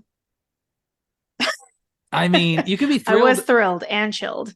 Yeah, you can be thrilled in a horror movie, but Okay. you Okay. can't be horrified by a thriller. Yeah. Go for it. All right. Okay. Next one. Someone is playing a deadly game. Someone who has seen way too many scary movies. Thumbs up. Yeah, that's good. Yeah. This one's great. Name the killer, December 20th. Double thumbs up. Very direct. Very direct. Very You cool. get your ass here on December 20th and you tell us who the killer is. I think the best one ever is, I'm not going to name which movie, but there is a poster where it just straight up says the tagline is "The killer is on this poster," and I loved it. Oh, I love it yeah. so much. Is that not a Scream movie? Yeah. Yeah, Yeah, you better be careful. love it. You're pushing it Sorry. with the rules. All right. That the movie He's breaks its own rules all the time. So I think in the spirit. Jeez. All right, keep going. I'm sorry. This one genders it, which I think it might be a problem. He's taken his love of fear one step too far. Does he love fear? That's Exactly. this one's a thumbs down for me. Yeah, it's a thumbs down. Yeah, the first ones are fine. And for spoiling Um, the gender of the killer or killers. yeah, I mean, really, they didn't spoil it exactly. was multiple ones, but yeah. That's true. Yeah, just I don't think I ever saw that one on a movie poster, so we're good. This one's great. Solving this mystery is going to be murder. Yeah, 100%. Thumbs up. We like that. Next one. I'll be right back. Thumb sideways because Yeah. it What does it mean before you see the movie? Yeah. So yeah, thumb sideways. I'll Actually, go. I think did they not show that like speech by Randy in every fucking trailer though? Yeah. I feel like so they really made that like a thing to draw people in, which worked. Randy got the big parts in the trailers because yeah, it's like him talking about the rules in the first Mm-hmm. one, and then I just always remember the Scream 2, sorry, the trail the trailer closing with, being like, what's your favorite scary movie? And he's like, Showgirls, absolutely frightening. And I just remember Yeah, that one part specifically. But yeah, that is a so good line though. Randy gets his trailers. Good for him. Next one. Don't answer the phone. Don't open the door. Don't try to escape. Mm. Um, I agree with the first one. It should And have just said don't answer the phone. yeah, I think that if that was alone, that would be it. So I'm gonna give it a thumbs Mm-hmm. down because the Yeah, superfluous stuff. If it was just don't answer the phone, bam, it would that yeah, thumb I would agree. that thumb would go right up. Just gotta keep it simple, really. All right. This is kind of combining more than one. Someone has taken their love of scary movies one step too far. Solving this mystery is going to be murder. Oh yeah, so yeah, they just put those two together, and watch. Yeah. Yay. Well, Because you could put, like, I mean, that's a long ass tagline, but you could put someone has taken their love of scary movies one step too far on the top of the poster, and then solving this mystery is going to be murder on the bottom. And I'm like designing the movie poster. I like it. Yeah, it's just if you feed it to me in pieces, thumbs up. Yeah. All There's a together, little bit woo, more. too much at once. Let that stew It's a simmer. lot. It's a lot. Yeah. Okay. Someone's taken their love of scary movies one step too far. So we just took the first half of that and just made it its own tagline. Yeah, I like Because it. before it was oh see, I like it because now it's not gendered. It's So we gender went from neutral. he's taken his love of fear. Yeah, it's gender neutral. Someone's taken their love of scary movies one step too far. And not only can you see it as gender neutral, but you can say the someone could be either Billy or Stu has taken Mm-hmm. their love. So you could see that as multiple killers, theirs and the Mm-hmm. multiple Mm-hmm. possessive, right? So there you go. Thumbs up. Love it. Yeah. All right, this one's odd. Make your last breath count. Thumbs down. Yeah, I don't know what that means. Now someone is victim and someone is a suspect. Thumbs down. What? Yeah. Well, yeah, Who now someone's a who's coming victim. up with these? Now It's someone's like a they just put a suspect. bunch of words into it and we're like, form a sentence. Yeah. Okay. From the first name in suspense comes the last word in fear.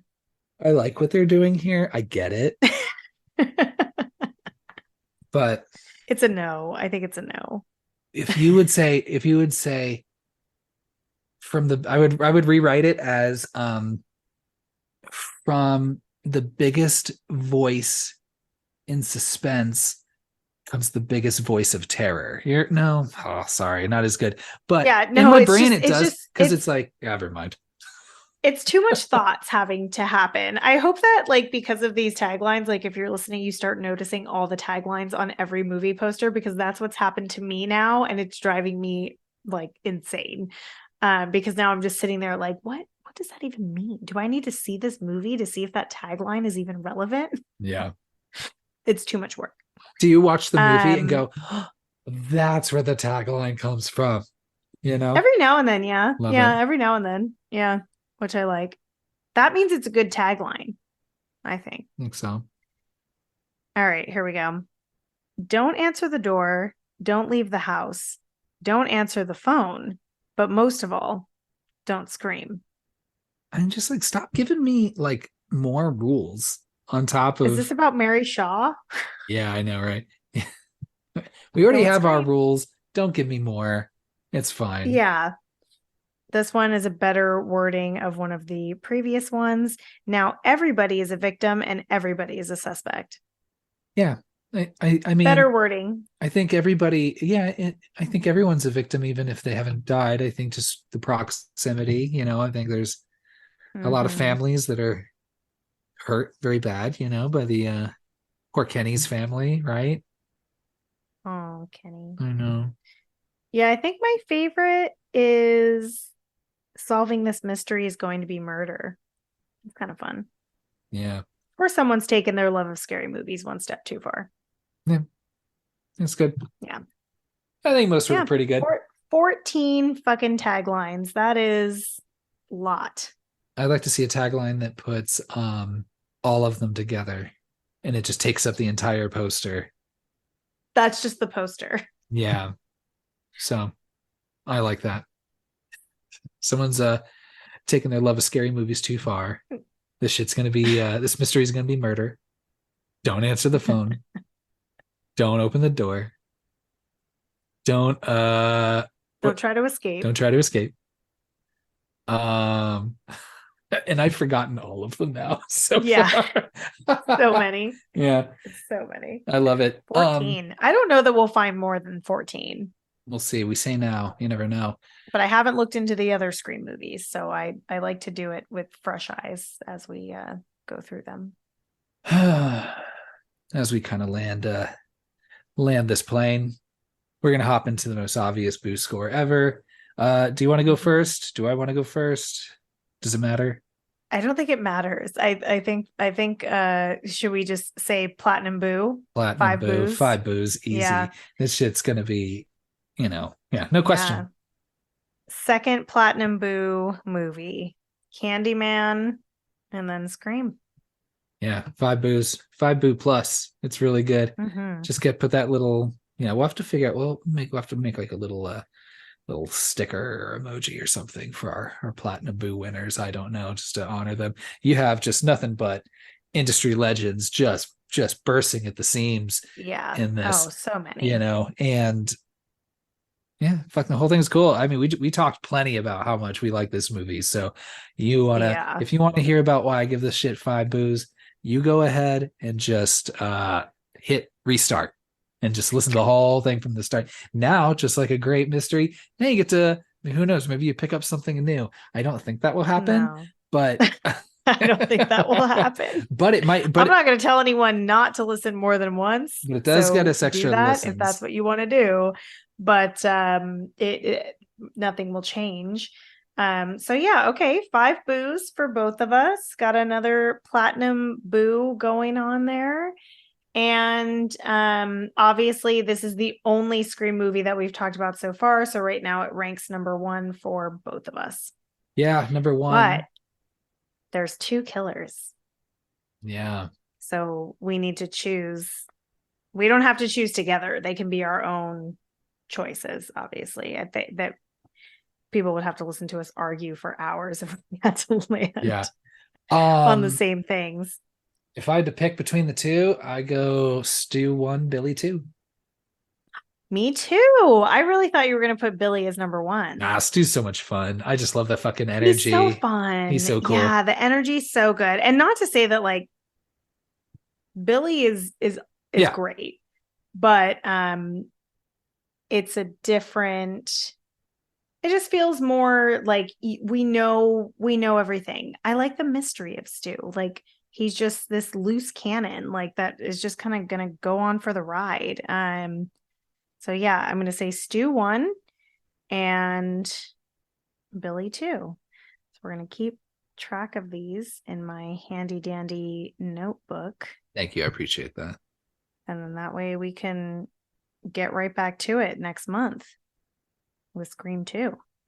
Well, all right. That takes us to the end. Gosh, it's been fun. Really looking forward to continuing this journey. But for now, we got to cut it, Casper. That's a wrap.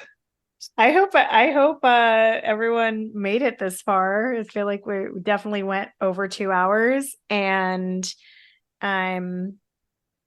yeah, you have a whole month ahead to watch Scream 2. We decided not to do them back to back to back so that we could have some time to breathe, some time to reflect, more time to watch them and take notes. So here it is. Yeah. where does Sydney go next? I don't know. How does she recover Mhm. from this? How does she, who knows what her journey takes her? I don't know. I mean, we absolutely know, but you're not going to find out till next month. We know. I think another fun thing about like this movie versus our next movie is we've seen this movie so many times that we even like joked around of whether or not we needed to watch it before recording. But the next movie we're going to cover is Idle Hands, and I have not seen it in, gosh, it's got to be at least 15 years, Yeah, it's been a long time, but at least. we really wanted to get Devon Sawa back into the picture though after We our had Final to. Destination episode. So, it was going to happen. And Yeah. it's always fun to sneak in some of the horror comedies, but would you call this a horror comedy as well? Because it's got some like legitimately funny parts too. Scream. Yeah. There's a few streaming platforms that have it as horror and comedy, which I feel like to put that on like on a description if you had never heard of this movie, I would feel a little misled because I'd be like, this movie is pretty serious, but also very funny. Um, I would call it more horror than comedy, but I wouldn't say no if you called it a horror comedy. I'd be like, yeah, it's pretty funny. It's a little bit. Yeah. All right, everybody. We did it. Thanks for hanging out with us. Yay. And yeah, just looking forward to spending the new year with y'all. 3, 2, 1, ghost.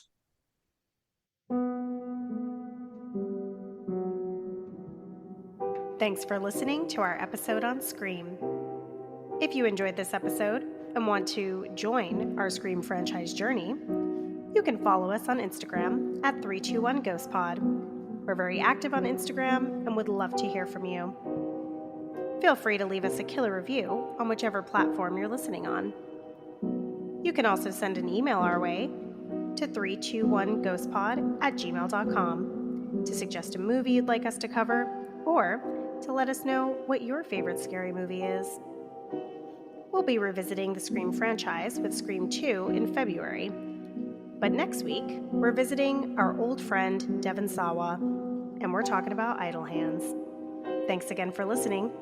And remember, Ghostface doesn't just kill people who answer the phone, so letting it go to voicemail won't save you. 3, 2, 1, Ghostface.